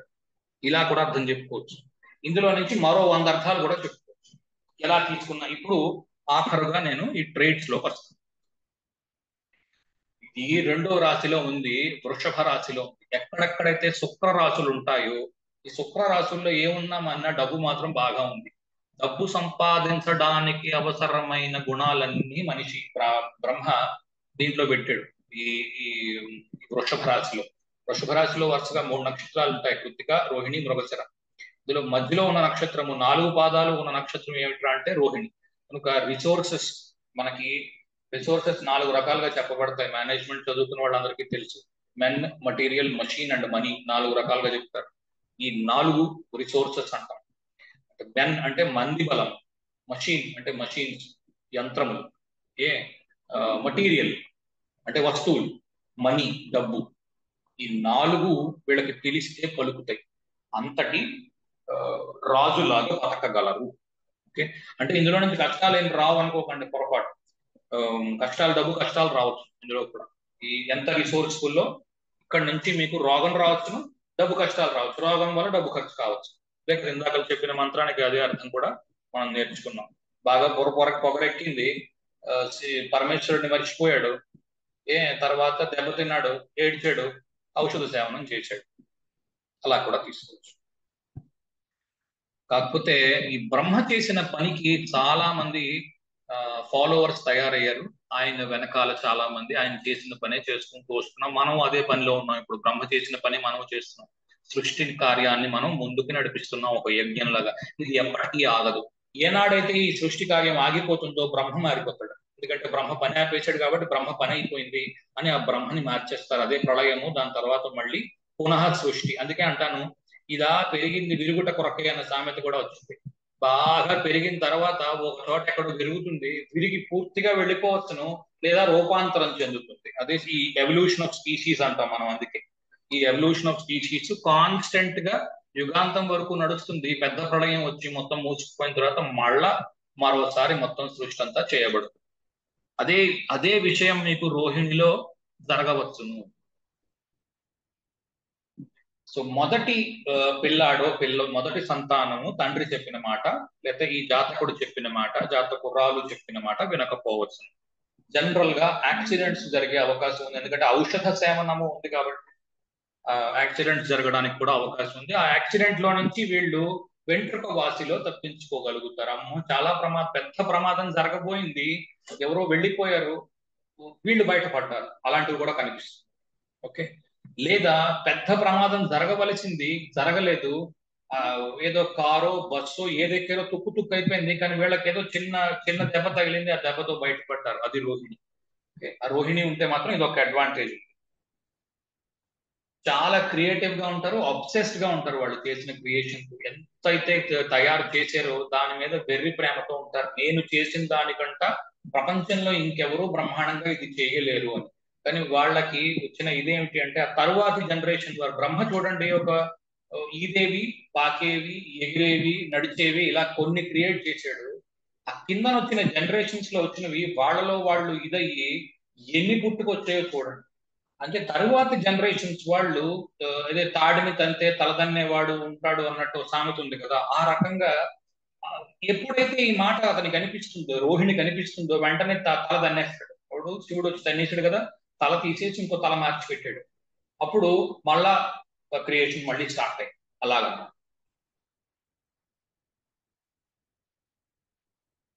అర్థమవుతోందా? లేకపోతే చాలా స్పీడ్ అయిపోయిందా ఇవాళ? అర్థమవుతుందండి. ఓకే. ఫస్ట్ మొదటిసారి వింటున్న వాళ్ళు ఎవరైనా ఉంటే కొంచెం ఇబ్బంది ఉండొచ్చును. మేము ఆల్రెడీ ఒకసారి విన్నాం కనుక ఒకసారి మీరు విన్నారు కనుక మీకు రిఫ్రెష్ అవుతాయి. ఓకే. పెద్దవాళ్ళని గౌరవించకుండా ఉండుట. ఎందుకంటే బ్రహ్మ ఆ బ్రహ్మ ఒకసారి శివుడు చెప్పిన మాట వినక తాను చేస్తున్న పని ఇది అని తెలిసిన తర్వాత శివుడి కోపం వచ్చి రావడం జరిగింది. కశ్యప ప్రజాపతి కూడా బ్రహ్మ చెప్పిన మాట వినకుండా, కశ్యప ప్రజాపతి కూడా శివుడు చెప్పిన మాట వినకుండా శివుడికి నాకు గౌరవం ఇవ్వలేదు అని చెప్పి విరవేగడం మొదలు పెట్టాడు. కనుక ఒక్కొక్కసారి మనకంట పెద్దవారు అయిన వారికి కావలసినంత రెస్పెక్ట్ మనం ఇవ్వకుండా ఉండడం రోహిణిలో చూసుకుంటాం, ముఖ్యంగా పెద్ద పిల్లాడు అయిన. పెళ్లి మాత్రం చాలా బ్రహ్మాండమైన పెళ్లి. ఎందుకంటే రోహిణి అనే అమ్మాయి ఎవరైతే ఉన్నారో దక్ష ప్రజాపతి యొక్క కూతురు, తన భర్తని కంటికి రెప్పలాగా కాపాడుకున్నది. ఇద్దరి మధ్యన పరస్పరము చాలా అనురాగము ఉన్నది, చాలా ప్రేమ ఉన్నది. కనుక భార్య భర్తలు అంటే సప్తమాధిపతి కనెక్షన్ లో మాత్రము రోహిణికి వస్తే భర్త పెరుగుతాడు అంటే నా ఉద్దేశం 10 మంది భర్తలు వస్తాడన్న ఉద్దేశంలో తీసుకోకండి. వాళ్ళిద్దరి మధ్యన ఉన్న ప్రేమ పెరుగుతుంది అన్న ఉద్దేశంలో తీసుకోండి. ఎందుకంటే రోహిణి చంద్రుడిని బాగా ప్రేమించింది కనుక. అంతే ప్రేమ చంద్రుడు కూడా రోహిణి మీద పొందుతూ ఉన్నాడు. కిందటి వారం మనం కృత్తిక చేస్తున్నప్పుడు తెలుసుకున్నాం, కృత్తికలోని చంద్రుడు 2వ పాదంలో ఉచ్చలో ఉంటాడు. చంద్రుడు రోహిణి యొక్క ఇంటికి వెళ్ళిపోబోతున్నాను అని కృత్తిక రాగానే తెలిసిపోతుంది. అందుకని చంద్రుడు చాలా హాయిగా ఉంటాడు. చంద్రుడు మనఃకారకుడు. మనసు చూడండి, ఫర్ ఎగ్జాంపుల్ రోజు ఉద్యోగం చేస్తున్నాం అనుకో, మనకి ఏం ఉద్యోగం రా నాయన, ఎప్పుడు శనివారం వస్తుందో అనుకుంటాం.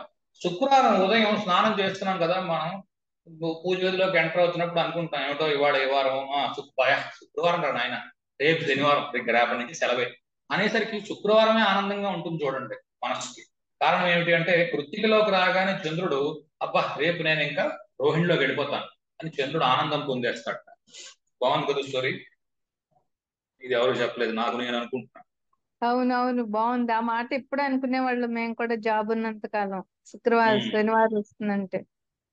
శనివారం వస్తుందంటే అబ్బా రేపు ఎల్లుండి సెలవు హాయిగానే. శనివారం ఉదయం స్నానం చేస్తున్నప్పుడు గుర్తొస్తుంది.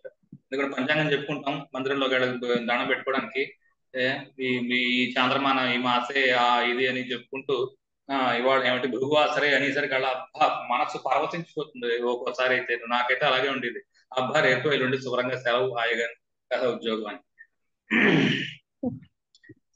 అయితే మంచి పెళ్లి తర్వాత మెల్లమెల్లగా పాకుకుంటూ జీవితంలో పైకి బాగా రాగలుగుతారు. ముఖ్యంగా ఏమిటి అంటే భరణిలోని ధర్మాన్ని బాగా ఉపయోగించుకుంటూ కీర్తి పొందిన వాడికి ఆటోమేటిక్ గా డబ్బు వస్తుంది. ఇది కూడా ఇలా కూడా తీసుకోవచ్చు. భరణిలో ధర్మంగా ఉంటే కృత్తికలో కీర్తి తెచ్చుకొని రోహిణిలో డబ్బు సంపాదించగలడు. ఇలా కూడా అర్థం చేసుకోవచ్చు. కానీ తప్పు చేస్తే మాత్రము కృత్తికలోని రోహిణిలోని పనిష్మెంట్స్ ఉన్నాయి. ఎందుకంటే దక్ష ప్రజాపతికి తల తెగిపోయింది కాబట్టి. ఆ పనిష్మెంట్స్ మనల్ని బాగుపరచడానికి ఉండేటట్టుగా ఉంటాయే కానీ మనల్ని నాశనం చేసేటట్టుగా మాత్రం పనిష్మెంట్స్ దీంట్లో రావు. ఇది అంతవరకు కొంతవరకు ఇది సాఫ్ట్ నక్షత్రం అని చెప్పుకోవాలి. పెద్ద పెద్ద రిజల్ట్స్ అంటే ఉగ్ర నక్షత్రాలాగా ఏదో భరణిలాగా మాత్రం భయంకరమైన శిక్షలు, ధర్మం వ్యతిరేకించేయడం అని చెప్పి పెద్ద పెద్ద శిక్షలు రావు.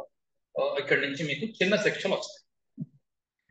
చావు తప్పి కనులొట్టబో వినంత శిక్ష రావచ్చు, కానీ భరణిలో చావే రావచ్చు, అంతరికత శిక్ష పడవచ్చు. తప్పులు చేస్తే మాత్రం శిక్షలు ఉంటాయి. రోహిణి జనరల్ గా ఏంటంటే చంద్రుడు చూడండి, రోహిణిలోని కృత్తికలోని నేను మా ఇంటికి వెళ్ళిపోతున్నాను అబ్బా అని చంద్రుడు హ్యాపీగా ఫీల్ అవుతాడు. ఫీల్ అయిన చోట చంద్రుడు ఎప్పుడు రుజు మార్గంలో స్ట్రైట్ గా ముందుకే వెళ్తాడు తప్ప వెనక్కి వెళ్ళడు. అందుకే చంద్రుడు రవి గ్రహాలు వక్రించవు, వెనక్కి అసలు వెళ్ళవు. ఆ రెండు గ్రహాలు ఎప్పుడు ముందుకే వెళ్తాయి, రుజు మార్గమే ఉంటుంది. కనుక ఈ రెండు చంద్రుడికి చాలా ఇష్టమైన నక్షత్రాలు. ఒకటి మూడు నిజానికి: కృత్తిక, రోహిణి, మృగశిర. మృగశిరలో కూడా మీకు సోమ కనబడుతుంది. రేపు మనం నెక్స్ట్ వారం మృగశిర నేర్చుకుంటాం. సోమస్య అన్వక విదతాని ఉంటుంది. సోమ అంటే చంద్రుడు. అందులో కూడా మీకు ఈ ఈ రవిచంద్రుడు ఇద్దరు రుజుమార్గంలో ఉంటారు కనుక ఈ మూడు నక్షత్రాలలో కృత్తిక, రోహిణి, మృగశిరలో సాధ్యమైనంత వరకు వక్రించని గ్రహాలు, మంచి గ్రహాలు, సౌమ్య గ్రహాలు ఉన్నప్పుడు డబ్బులు బాగా రావడానికి అవకాశం ఉంది. ఇక్కడ శని కుజులు, వక్రించిన శని అలాంటివి ఉన్నప్పుడు మాత్రం చాలా డబ్బు పోగొట్టుకోవడానికి, డబ్బు నాశనం అవ్వడానికి, పేదరికం అనుభవించడానికి అవకాశం ఉంది. కానీ శని ఒక నక్షత్రంలో ఒక సంవత్సరంన్నర పాటు ఉంటాడు కనుక శని వక్రించి ఉన్నాడు, వెంటనే పేదరికం వస్తుంది. ఇలాగా అర్థం లేని వాదనలు చేయకూడదు. ఎప్పుడైతే మీరు 2వ ఇల్లు, 9వ ఇల్లు, 11వ ఇల్లు కూడా చూసి మంచి మంచి రాజయోగాలు ఉన్నాయి అనుకుందాం. 2వ ఇంటి వాడు ఉచ్చలో ఉన్నాడు, 2, 9, 11 ఇళ్ళు ముగ్గురు ఉచ్చలో ఉన్నారు, బాగా డబ్బు సంపాదించే అవకాశం ఉంది అనుకుందాం. మిగిలినవన్నీ కూడా చూడవలసి ఉంటుంది, D10 అన్ని చూడవలసి, బాగా డబ్బులో పుట్టాడు అని అనుకుందాం. కానీ ఒకవేళ మీకు ఇందులో రోహిణిలో వక్రించిన శని ఉన్నాడు అంటే ఆ ఎఫెక్ట్ తగ్గిపోతుంది, ఆ రాజయోగము యొక్క ఎఫెక్ట్ తగ్గిపోతుంది. ఎందుకంటే చంద్రుడి యొక్క మూల త్రికోణం ఇది కాబట్టి చంద్రుడు లిక్విడ్, డబ్బు ఎలా ఎంత సంపాదిస్తాడు అన్నది మీకు కృత్తిక, రోహిణి, మృగశిరల్లో కనిపిస్తుంది. కనుక పెద్ద పెద్ద రాజయోగాలు ఒక్కొక్కసారి మీకు పెద్దగా కనిపించుకోవడానికి కారణం ఏంటంటే ఈ కృత్తిక, రోహిణి, మృగశిరల్లో శని ఉండడము, పెద్ద పెద్ద రాజయోగాలు మీకు పెద్దగా కన్వర్ట్ అవ్వవు. ఓకే,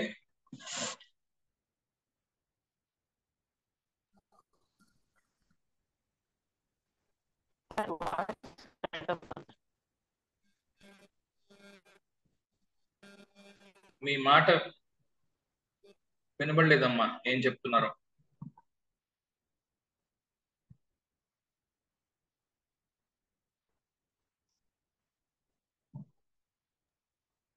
మీ మాట వినిపించలేదమ్మా.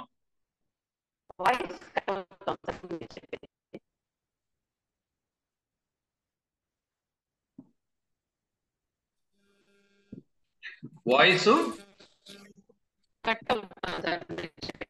మీది కట్ అవుతోందమ్మా, నాది బాగానే ఉన్నట్టుంది.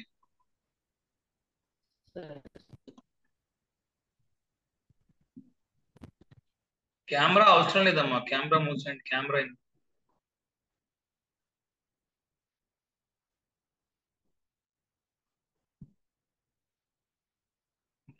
ఓకే.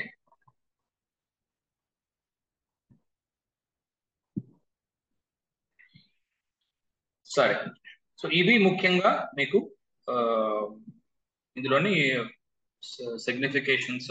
సో 2 సింబల్స్ ఉన్నాయి. ఇంకొకటి మర్రి చెట్టు, చెట్టు కూడా ఉంది కదా, చెట్టు మర్రి చెట్టు. మర్రి చెట్టు కింద మరొక మాను మొలవదు అని ఒక సామెత.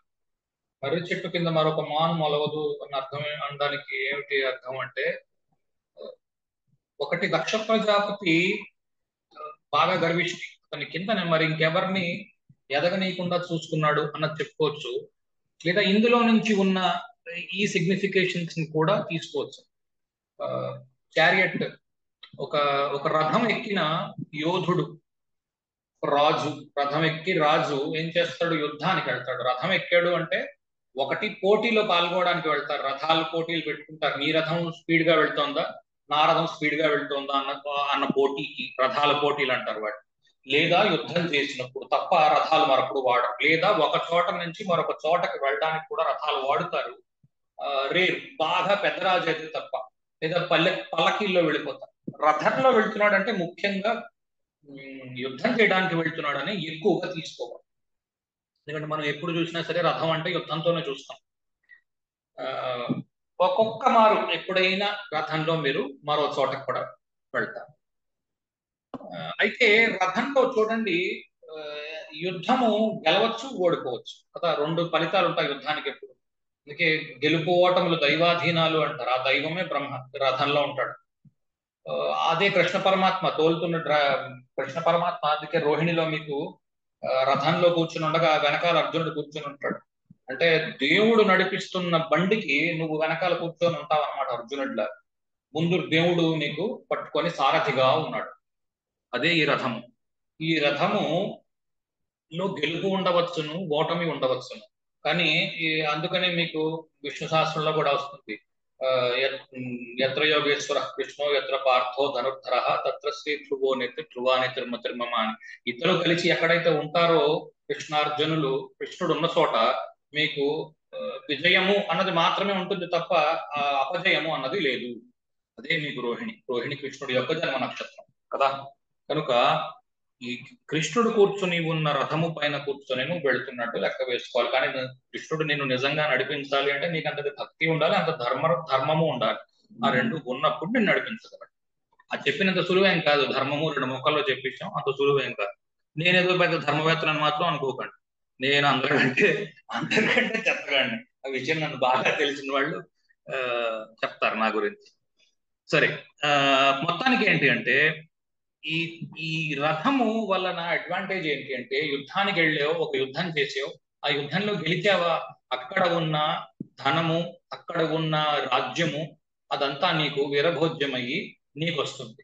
యుద్ధంలో గెలిస్తే డబ్బు వస్తుంది, రాజ్యం వస్తుంది. ఆ రాజ్యం ద్వారా మరో ఇంత డబ్బు సంపాదించవచ్చు. లేదా ఓడిపోతావు. ఓడిపోతే ఎందుకు పోయావు అన్నది ఇంటికి వచ్చి విశ్లేషించుకుంటాడు. ఎందుకంటే రోహిణి కాబట్టి. ఓడిపోయిన రాజు మళ్ళా మరో చోట మీదకి దండెత్తి మరోసారి గెలుస్తాడు.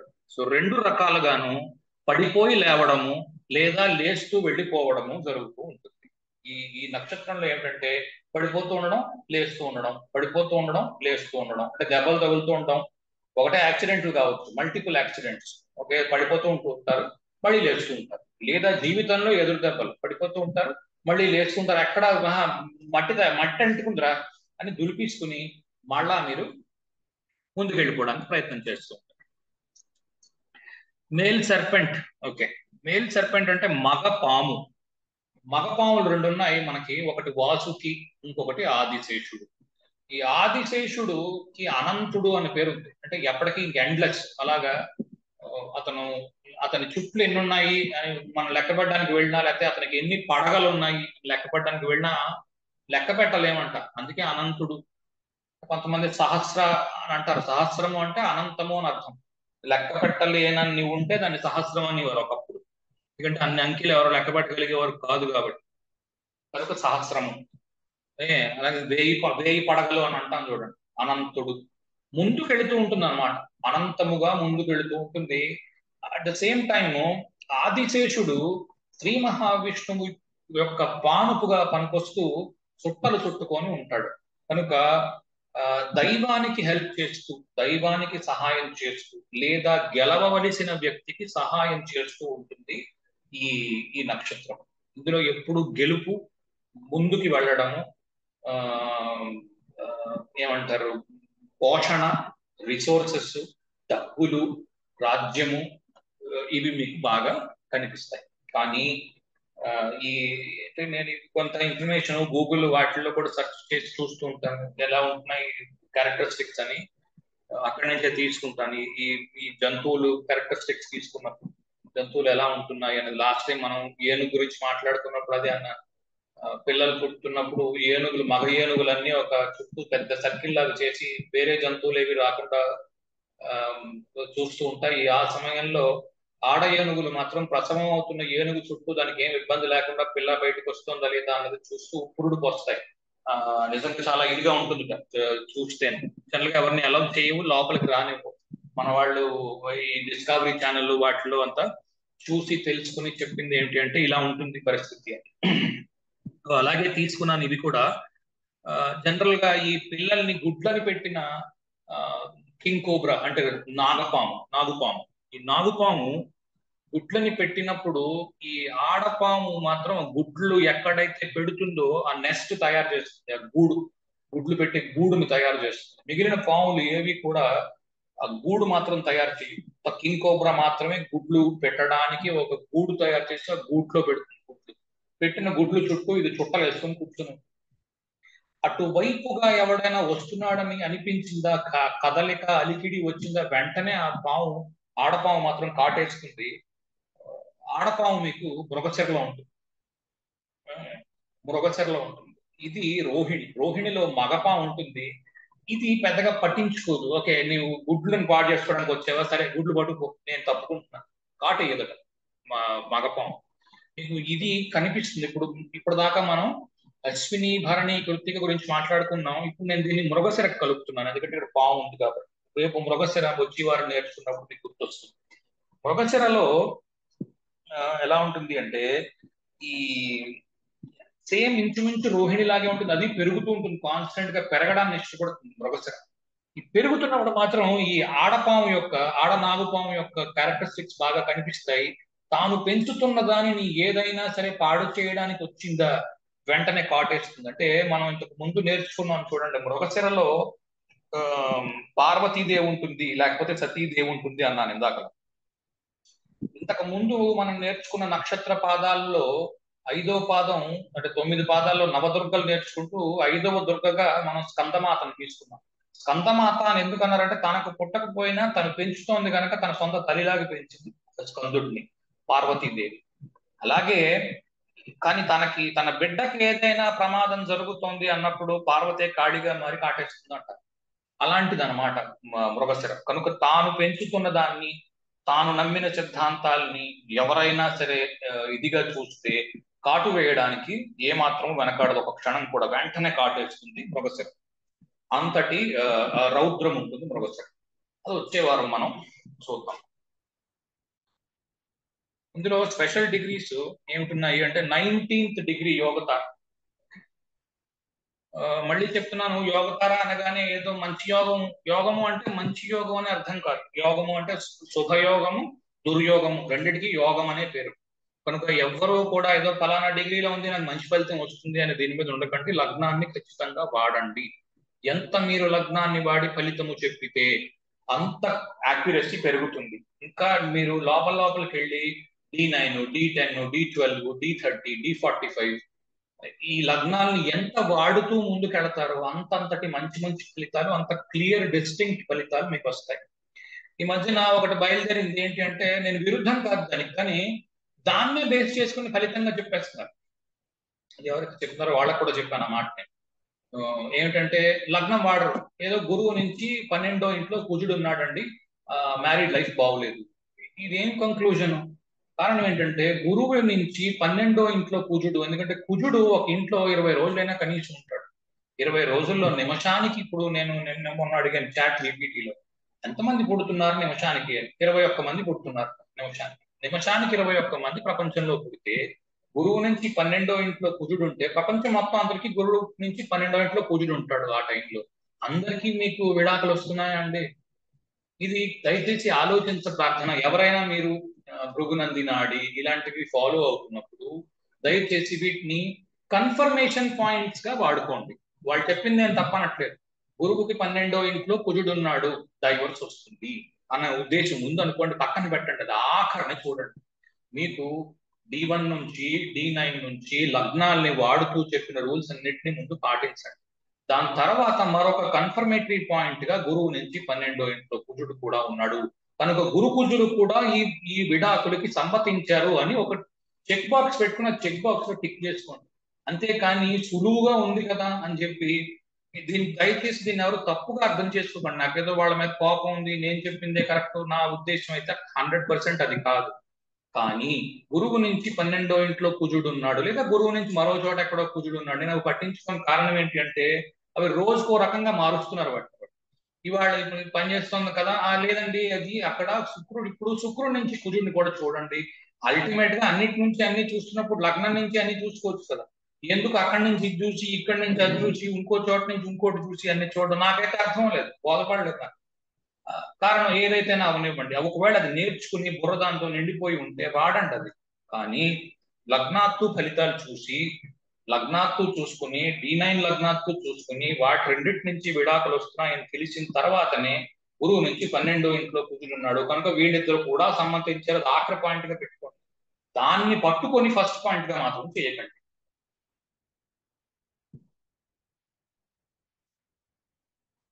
నేను చెప్పడం వల్ల ఎవరికో నేను ఏదో వాళ్ళు టార్గెట్ చేస్తూ చెప్తున్నాను అలా మాత్రం అనుకోకండి. దయచేసి కామన్ సెన్స్ యూజ్ చేయండి.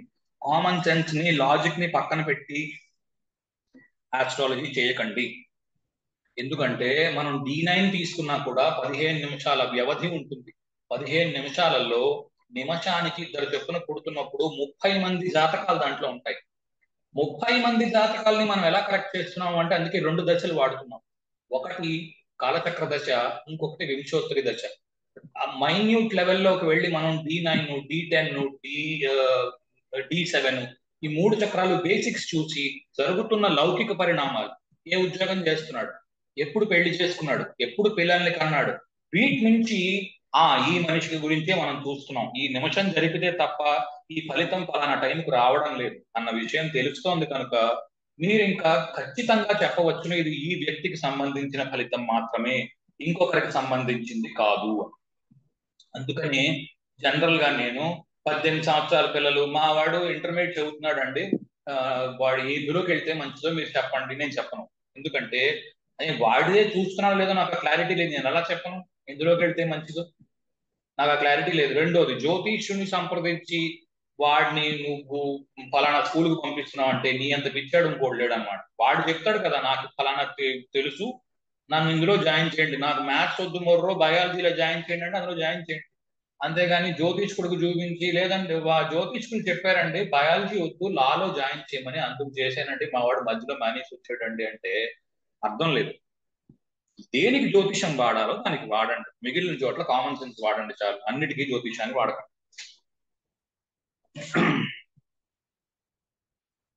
Okay, first house Rohini. First house కి కనెక్షన్స్ లో ఉన్నప్పుడు రోహిణి క్రియేటివ్ ఒకటి, పెద్దవాళ్ళని గౌరవించకుండా ఉండడం ఇది కూడా కనిపించవచ్చు.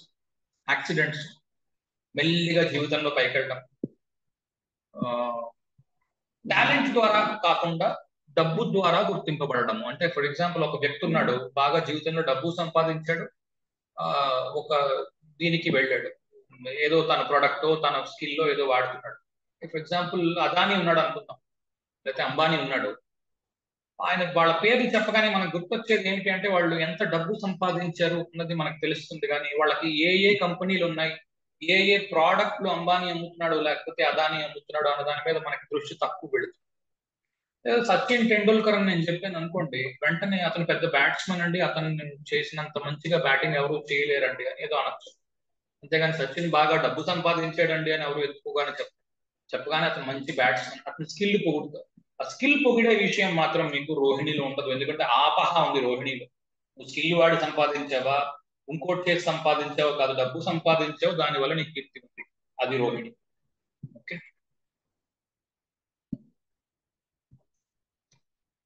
రెండో ఇల్లు సేమ్ రకాలుగా మీకు కనిపించవచ్చును. కొంచెం పరుషంగా మాట్లాడేవారు కావచ్చు, లేదా తలబిరుసుగా మాట్లాడేవారు కావచ్చు. ఒక్కొక్కరికి తలబిరుసే, ఒక్కొక్కరికి ఏమంటారు పరుషం కావచ్చు, లేదా అవతల వాడికి ఏమీ తెలియదు అనుకోండి, వీడు తలబిరుసుగా మాట్లాడడానికి కారణం కూడా వీడి దగ్గర ఉంటుంది. సో దేన్ని పూర్తిగా నెగటివ్ గాను, దేన్ని పూర్తిగా పాజిటివ్ గాను తీసుకోవద్దు. ఎవడైనా తలబిరుసుగా మాట్లాడుతున్నాడంటే ఏదో కారణం ఉంటుంది. సరదాగా ఎవడో తలబిరుసుగా మాట్లాడగా అందరితోని తలబిరుసుగాను మాట్లాడడం కుదరదు. ఏదో ఒకరి చోట ఇద్దరి దగ్గర తలబిరుసుగా మాట్లాడేమో అంటే దానికి ఏదో కారణం ఉంటుంది. అవతల వ్యక్తి ఏదో చెడ్డు పని చేసి ఉంటాడు, అందుకు కదా మనం తలబిరుసుగా మాట్లాడతాం. కనుక పూర్తిగా ఎవరినో విలన్ చేయొద్దు, ఎవరిని నెగిటివ్ చేయొద్దు, ఎవరిని పాజిటివ్ చేయొద్దు, న్యూట్రల్ గా ఉండడానికి ప్రయత్నం చేయండి.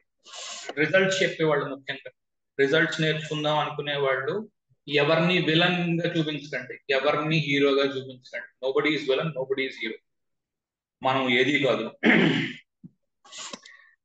Right, third house creative brain.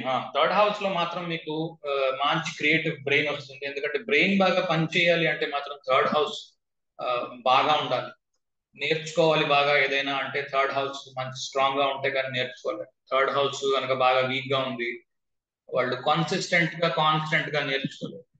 బాగా ఏదైనా నేర్చుకోగలుగుతున్నారు ఒక వ్యక్తి అంటే థర్డ్ హౌస్ బలంగా ఉన్నట్టు. థర్డ్ హౌస్ ఎవరికైతే వీక్ గా ఉంటుందో మొదలెడతారు, కొద్ది రోజులు మానేస్తారు, మళ్ళా మొదలెడతారు, మళ్ళా మానేస్తారు. ఓకే, అలా కాకుండా థర్డ్ హౌస్ లో రోహిణి ఉంటే కాన్స్టెంట్ గా నేర్చుకోవడానికి ప్రయత్నం చేసే అవకాశం ఉంది. ఓకే, ఫోర్త్ హౌస్ ప్రాపర్టీస్ బాగా పెరుగుతాయి. ఫోర్త్ హౌస్ ప్రాపర్టీస్ కదా, ల్యాండ్స్, బిల్డింగ్స్, వాహనాలు, ఇవన్నీ పెరుగుతాయి. 5th హౌస్ మొదటి సంతానము తండ్రి మాట లేదా అదే జాతకురాలి మాట వినకపోవచ్చు. Okay. 6th house 6th house లో అంటే ఇప్పుడు దాకా మనం బాస్ గురించి మాట్లాడుతున్నప్పుడు 6th హౌస్ 10th హౌస్ ఎలా అయినా తీసుకోవచ్చు. 5th house 6th house 10th house కూడా తీసుకోవచ్చు బాస్ మాట్లాడుతున్నప్పుడు. Sometimes boss may turn unhappy at office. However, being a Upachaya and Arthatrikona, if properly used, native can improve on his daily routine and excel well. May increase debts, diseases, look for afflictions and other combinations. So 6th house లో రోగాలు, రుణాలు, శత్రువులు వీళ్ళు కరగవచ్చును. దీన్ని positive గా కూడా ఉపయోగించుకోవచ్చు. ఎందుకంటే అర్ధత్రికోణం అవుతోంది కనుక లగ్నముకి 6 ఇల్లు మిత్రుడా శత్రువు అన్నదాన్ని బట్టి కూడా చెక్ చేసుకోవచ్చు. చేసుకుని దాని నుంచి ఫలితం తీసుకోవచ్చు. ఫర్ ఎగ్జాంపుల్ జెమిని లగ్నం అయింది అనుకోండి. జెమిని అంటే మిథునం లగ్నం అయితే 6వ ఇల్లు వృశ్చికం అయింది. బుధుడికి కుజుడికి పెద్ద వైరం ఉంది కనుక పాపి కింద లెక్కలోకి వస్తాడు. అదే క్యాన్సర్ లగ్నం అయింది, కర్కాటకం లగ్నం అయింది, 6వ ఇల్లు ధనస్సు అవుతుంది. ధనస్సుకి అధిపతి గురువు. చంద్రుడి ఇంట్లో గురువు ఉచ్చ పొందుతాడు. ఇద్దరికి మంచి మిత్రత్వం ఉంది. ఓకే. సో దాన్ని బట్టి కూడా మీరు వచ్చే రిజల్ట్ మారుతుంది. అంటే ఇప్పుడు ఆ గురువు యొక్క డిస్పోజిటర్ చంద్ర లగ్నం అయ్యి గురువు యొక్క డిస్పోజిటర్ ఎలా ఉన్నాడు అన్న దాన్ని బట్టి వృద్ధి వస్తుంది అక్కడి నుంచి. వేరే మీకు బుధుడు ఈ లగ్నం అయ్యి అంటే మెర్క్యూరీ ఏమంటారు జెమిని లగ్నం అయితే మాత్రము 6వ ఇంటి డిస్పోజిటర్ వల్ల మీకు ఇబ్బంది ఎక్కువ కలుగుతుంది. ఎందుకంటే అది కుజుడు కాబట్టి 6వ ఇంటి. ఇవి మీరు మీ దగ్గర కనీసం 100 జాతకాలు ఉండి వాటిని ఎదురుగుండా పెట్టుకొని చూస్తే పటాపంచలు అయిపోతుంది యోగమాయ. ఇంకా కనబడదు. ఇంకా మీకు పరమాత్మ కనిపిస్తుంటాడు. ఏది చూసినా సరే ఆటోమేటిక్ గా వచ్చేస్తూ ఉంటుంది ఏది పట్టుకున్నా. అంతవరకు వెళ్ళాలి. ఆ 100 పట్టుకొని ఆ 100 సేకరించాలి. 100 సేకరించి 100 మీద అప్లై చేసి చూసుకుంటూ ఉండాలి. అంతేకాని మన దగ్గర ఉన్న మన జాతకం ఒక్కటే చూసుకుంటూ ఉన్నామా, ఆ రోహిణిలో మనకేం ప్లానెట్ లేదు, మనకు పెద్దగా ఉపయోగపడలేదు, 7th మనకి ఎవరికి లేరు అని రేపు ఉదయము ఎక్కడో దగ్గర నుంచి రోహిణి మరో చోట నుంచి కనెక్ట్ అవుతుంది. అప్పుడు చెప్పడం చాలా కష్టం. 7th హౌస్ ఎలాగైతే చెప్పానో చాలా మంచి మంచి పెళ్లి. కానీ ఎలాగైతే భరణిలో మాట్లాడుకున్నామో దగ్గర సంబంధాలలో పెళ్లి చేసుకోవచ్చు. భరణిలో దగ్గర సంబంధాలు పెళ్లి, అలాగే ఇక్కడ కూడా మనకి రోహిణిలో కూడా దగ్గర సంబంధాల్లో పెళ్లి చేసుకోవచ్చు. కొద్దిగా లేట్ చేసి పెళ్లి చేసుకోవడం మంచిది. కొన్ని అడ్డంకులు అలాంటివి మీకు రోహిణిలో ఉండవచ్చు. ఎందుకంటే బ్రహ్మకి మానస పుత్రులు కలిగిన తర్వాత కొద్ది రోజులు వెయిట్ చేసాడు. పోనీ వెళ్ళేమైనా పిల్లల్ని కంటారేమో తర్వాత చూద్దాం అని అది చేయలేదు కాబట్టి ఆ తర్వాత అందుకే బ్రహ్మని ఎప్పుడు ముసలివాడిగా చూపిస్తారు. మన బొమ్మలు ఎక్కడ వేసినా సరే విష్ణుమూర్తి యొక్క కొడుకు బ్రహ్మగా మనం చూస్తాము. కానీ ఏమిటో విష్ణుమూర్తి మంచి యంగ్ గా యూత్ గా ఉంటాడు. బ్రహ్మని చూసేసరికి మాత్రం ఆయన ముసలివాడిలా వేసి ఉంచుతారు. బ్రహ్మకి తెల్లగడ్డము పండిపోయినట్టుగా మొహం అది వేసి ఉంచుతారు. విష్ణువు కంటే పెద్దవాడిలా చూపిస్తారు బ్రహ్మని. కానీ నిజానికి విష్ణువు యొక్క కొడుకు బ్రహ్మ. ఈ డెపిక్షన్స్ లో కూడా చాలా అర్థాలు ఉంటాయి. జాగ్రత్తగా గమనిస్తే అర్థం అవుతాయి. ఎందుకంటే బ్రహ్మకి క్రియేషన్ ఇచ్చారు, విష్ణువుకి స్థితి ఇచ్చారు. ఎందుకంటే బ్రహ్మ చేసిన తర్వాత విష్ణువు చెయ్యాలి. అందుకని బ్రహ్మని ముసలివాడిగా చూపించారు, విష్ణువుని తర్వాత చేసే పనిగా చూపించారు.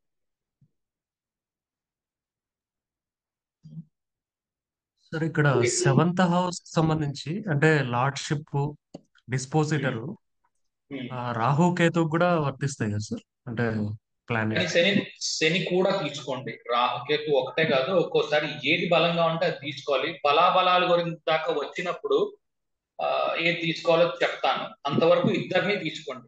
రాహుని శనిని ఇద్దరిని తీసుకోండి. ఇంచుమించుగా మీకు 90% ఆఫ్ ది టైమ్స్ సేమ్ ఫలితం వస్తుంది. రాహుని తీసుకున్నా అదే ఫలితం వస్తుంది, శనిని తీసుకున్నా అదే ఫలితం వస్తుంది.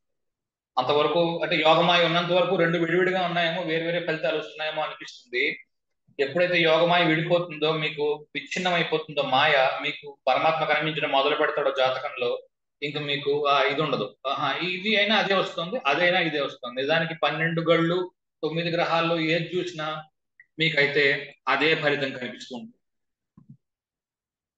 రెండూ తీసుకోవచ్చును, రెండూ తీసుకోవాలి, రెండూ చూడండి. రెండు చూసిన తర్వాత ముందుకెళ్ళండి. ఓకే, అష్టమము మంచి నాలెడ్జ్ ఉండడము శాస్త్రాల గురించి, వాటి గురించి. ఇన్హెరిటెన్స్ రావడం, ఎందుకంటే ఇన్హెరిటెన్స్ పెరగడం ఉంటుంది కదా, అష్టమం ఇన్హెరిటెన్స్ రావడం. 9th house. సో ఎలాగైతే 9th హౌస్ లో బాస్ ఉంటాడు, తండ్రి ఉంటాడు, అన్ని ఉన్నాయి కదా. బ్రహ్మని ఎలాగైతే లేదా మన దక్ష ప్రజాపతిని ఎలాగైతే శివుడు శిక్షించి తర్వాత రక్షించాడో, సో కొద్ది కొద్ది పనిష్మెంట్స్ ఉండి ఆ తర్వాత రక్షణలోకి రావడం, లేదా కొద్దిగా గొడవలు జరిగి మొదట్లో టెంపరీగా ఒకళ్ళ మధ్యన ఒకళ్ళకి మనస్పర్ధలు ఉంటాయి, తండ్రితో కానీ బాస్తో కానీ ఉండి ఆ తర్వాత ఇదవ్వడం, కలవడం, అలాంటివి కూడా మీకు రోహిణిలో కనిపించవచ్చు. ఇందులో అన్ని సిగ్నిఫికేషన్స్ రాయడం కష్టం. నిజానికి నాకు ఈ రోహిణి రాస్తున్నప్పుడు, లేకపోతే కొన్ని నక్షత్రాలు రాస్తున్నప్పుడు ఏమనిపించిందంటే, ఇది రాస్తున్నాం సరే, కానీ ఇది ఒకటే చదివి మిగిలినవి ఇంకేమి చేయరేమో, వస్తారు వాళ్ళ జాతకం ఎదురుగుండా పెట్టుకుంటారు, ఈ 10th హౌస్ లోని ఏదో రోహిణి కనెక్ట్ అయి ఉంటాయి, ఇది ఒక్కటి 10th హౌస్ ఒకటి చూసేసి చెప్పేస్తారేమో, ఆ భయం నాకు ప్రతిసారి ఉంది. ఒక్కోసారి నాకు నా కంటి దాకా చేతి దాకా వస్తుంది, ఇది డిలీట్ చేసి పారేస్తే పోతుందేమో అసలు ఈ హౌస్ వైజ్ సిగ్నిఫికేషన్స్ అని. కానీ ఇది ఉంటే అడ్వాంటేజ్ ఏంటి అంటే, ఇలా చూస్తున్నారు అనమాట అని తెలుసుకుని మిగిలిన ట్రేడ్స్ అన్ని కూడా ఒకసారి చదువుతారని నా ఉద్దేశం. కనుక ఇది ఒకటి చూసుకుని వదిలేయడం కాదు, పైకి వెళ్ళి కూడా చూడండి. రెండోది, లెక్చర్ 4-5 సార్లు వింటే తప్ప నాటిపోదు. కనుక దాంట్లోని ఏ రకంగాను ఇది చేయకండి, కకృతి పడకండి. 2-3 సార్లు వినండి బాగా లెక్చర్. డౌట్స్ ఇంకా చాలా వస్తాయి. ఎదురుగుండా 50-60 హారోస్కోప్స్ అయినా పెట్టుకోండి, మనకు తెలిసిన వాళ్ళవి. జనరల్ గా నేను సెలబ్రిటీస్ ఇవి వద్దంటాను, లేదా వాళ్ళవి కూడా పెట్టుకోండి. ఈవెంట్స్ ఉంటాయి, ఈవెంట్స్ ని బట్టి టైం కరెక్ట్ చేసుకుంటూ వెళ్ళండి. 10 మంది పైన కనీసం ఉండాలి ఎదురుగుండా, ఒక నక్షత్రం నేర్చుకుంటూ ఇలా పనిచేస్తుంది అనమాట అని పట్టుకోవచ్చు. ఒక్కసారి ఇవి డైజెస్ట్ అయిపోయాయా, మీరు ఇంకెవరు చెప్పిన మాట వినరు, ఎందుకంటే మీకు వినవలసిన అవసరం ఉండదు. నాకు తెలుసును నేనేం చేస్తున్నానో అన్న స్థితికి వస్తారు. అది అక్కడికి రండి, వస్తే ఇంకా అప్పుడు ఎవరి మాట వినవలసిన అవసరం ఉండదు. మనకెవరు అబద్ధాలు చెప్పరు, ఏదో ఒకటి చెప్పి పంపించరు. 11వ ఇల్లు, పెద్దవాళ్ళు ఇంట్లో అన్నదమ్ములు పెరుగుతారు, డబ్బు పెరుగుతుంది వాళ్ళకి. లేదా ఇతను 11వ ఇల్లు శాలరీ అవుతుంది, మనకు వచ్చే జీతము భత్యము ఏదైతే ఉందో నెల నెల వచ్చే అది పెరుగుతుంది. ఓకే, మనిషి వృద్ధిలోకి వస్తాడు. 12వ ఇంట్లో 6వ ఇల్లు, 12వ ఇల్లు, 8వ ఇల్లు జనరల్ గా కనెక్ట్ అవ్వకుండా ఉండడము మంచిది రోహిణికి. ఓకే, కనెక్ట్ అయినా కూడా ఒకవేళ ఆ ప్లానెట్ మంచిదై ఉండాలి. అంటే ఏదో డిస్పోజిటర్ గా వచ్చి శని వచ్చి కూర్చున్నాడు, మంచిది కాదు జనరల్ గా అంత. అంటే 12వ ఇంటి డిస్పోజిటర్ గా శని వచ్చి కూర్చున్నాడు అనుకోండి, అంత మంచిగా లేనట్టే చెప్పుకోవాలి. అక్కడ నుంచి ఇబ్బంది వస్తుంది. కుజుడు, శని ఇలాంటివి మనకి న్యాచురల్ 2nd హౌస్ అంటే టారస్ లో, వృషభంలో శని, కుజులు లాంటివి లేకుండా ఉండడము మంచి చూపిస్తుంది డబ్బు విషయంలో.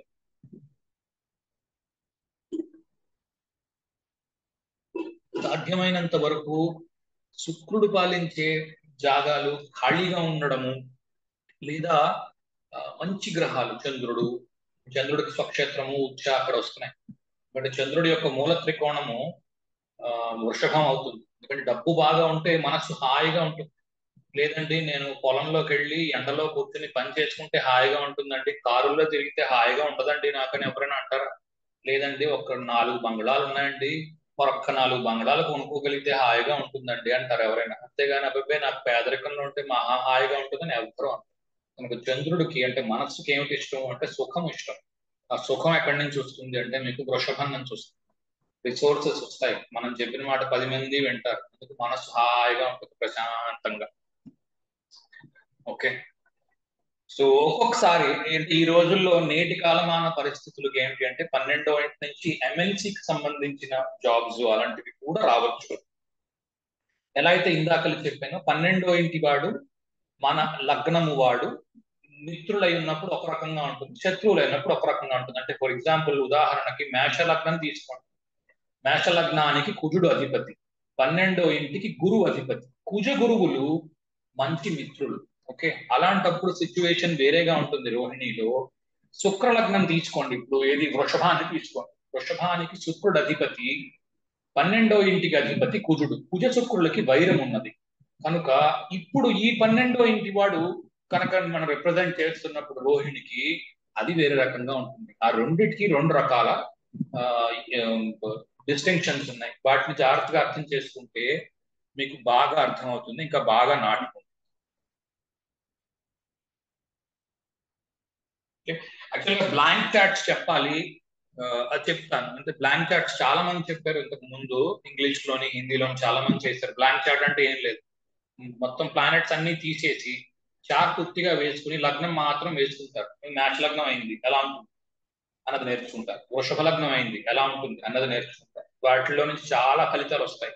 నిజానికి 190% ఫలితాలు అక్కడి నుంచే వస్తాయి, ప్రొవైడెడ్ మనకు వాడటం తెలిసి ఉండాలి. సో అది వీలైనంత త్వరలో అది కూడా ఇంక్లూడ్ చేసి చెప్దామనే ఉద్దేశం నాకు అసలు. యాక్చువల్లీ వాడు స్టార్ట్ చేద్దాం అనుకున్నాను, కానీ రేపు రేపు ఆ క్లాసు అక్కడ ఉంది, సెమినార్ ఉంది, వెళ్తున్నాను నేను, అక్కడ చెప్తున్నా క్లాసు. ఎవరెవరు వస్తున్నారో అన్న దాని మీద 2 సార్లు అడిగాను, ఎవరు నాకు సరిగ్గా చెప్పలేదు. పద్మ గారు వస్తున్నాను అన్నారు, హరి వస్తున్నాను అన్నాడు. ఇంకెవరైనా వస్తున్నారా? ఎందుకంటే వాళ్ళు అడిగారు, మేము భోజన వసతి అది పెడుతున్నాం కాబట్టి మీరు బాగా ఎక్కువ మంది ఎవరైనా వచ్చేటట్టు ఉంటే మాకు చెప్పండి అని.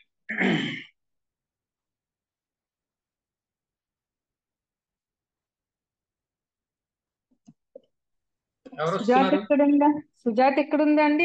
బెంగళూరులో ఉందా? ఇక్కడ లేదండి, ఆవిడ అక్కడే ఉన్నారు. అదే ఉంటే వస్తే బాగుంటుందని. ఆవిడ ఇప్పుడు చాలా బిజీగా ఉన్నారండి, ఆవిడ అంత ఈజీగా రాలేదు. చాలా చాలా కమిట్మెంట్స్ ఉన్నాయి ఇంట్లో కూడా. వాళ్ళ నాన్నగారు ఉన్నారు, దాని తర్వాత ఇంకా చాలా కమిట్మెంట్స్ ఉన్నాయి. ఓకే అండి. వీలైనప్పుడు ఆవిడ జాతకం ఒకసారి చూడండి, ఎందుకని కమిట్మెంట్స్ ఉన్నాయో తెలుస్తుంది. సరే సరే. ఇంకెవరు వస్తున్నారా? పద్మ గారు, మన హరి గారు వస్తున్నారు, అది నరసింహ శర్మ గారు.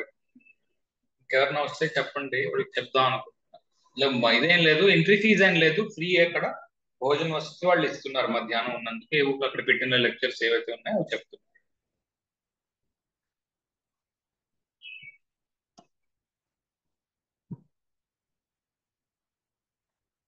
ఓకే, ఎవరికైనా క్వశ్చన్స్ ఉన్నాయా చెప్పిన దాని మీద? అయిపోయింది ఇంచుమించుగా రోహిణి లెక్చర్. ఇది అప్లోడ్ చేస్తాను. బాగుందా బాగోలేదా? ఇవాళ స్పీడ్ గా ఉందా? నచ్చిందా? గురూజీ బాగుంది, చాలా బాగుంది. రవికుమార్ని అడిగాము అంటే అసలు బాగుంది అన్న తప్ప అంత ఎప్పుడు బాగుందనే వస్తుంది, అసలు బాగులేదు అన్న మాట రాదు ఉంటుంది. అంటే వృత్తి బాగా డిగ్రీస్ మనకి ఎక్కడ యూజ్ అవుతుంది ఇంకా అవి డౌట్స్. మీరు ఏంటో ప్రతిమ బుధుడు కేతు కలిసి ఉన్నారా మీకు? ప్రతిమారు మీ క్వశ్చన్ సగమే వినబడుతుంది. అదే మృత్యు బాగా డిగ్రీస్ ఎక్కడ యూజ్ అవుతుంది సార్? అంటే ఆ డిగ్రీస్ లగ్నాన్ని బట్టి చూసుకోవాలా, లేదంటే మృత్యు బాగా డిగ్రీస్ తో ఎఫెక్ట్ ఎలా ఉంటుంది?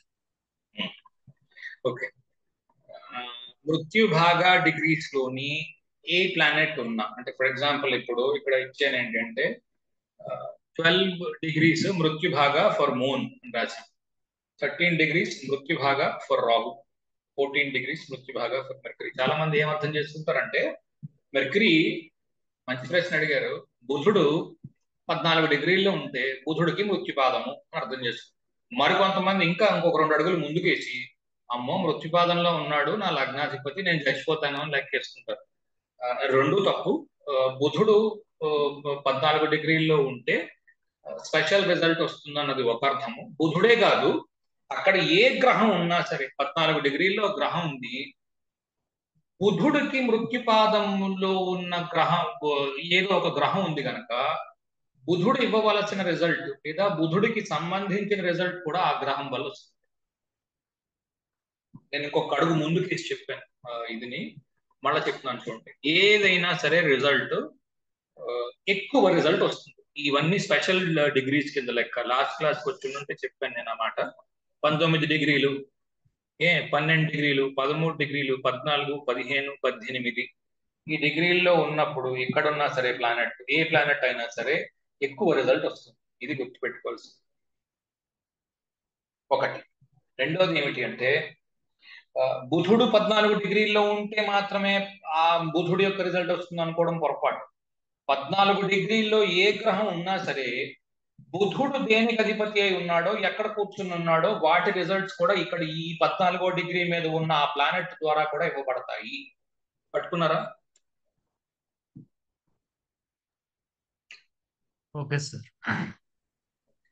అంటే లగ్న డిగ్రీస్ కూడా నియర్ గా ఉండాలా, లేదంటే దానికి సంబంధం? లగ్న డిగ్రీ కూడా నియర్ గా ఉంటే ఇంకా ఎక్కువ వస్తుంది ఫలితం. Okay sir. ఇంకా ఎక్కువ వస్తుంది ఫలితం. ఎప్పుడైతే లగ్న డిగ్రీస్ నుంచి చాలా దూరంలో ఉందో ప్లానెట్ అంత పెద్ద ఫలితము రాదు. మళ్ళీ ఇది కూడా జనరిక్, కానీ ఇవ్వవలసిన ఫలితం అయితే వస్తుంది కదా, రావాల్సిన ఫలితం అయితే కొంత వస్తుంది. దాంట్లో ఎంత దగ్గరగా ఉంటే అంత ఎక్కువ ఫలితం వస్తుంది.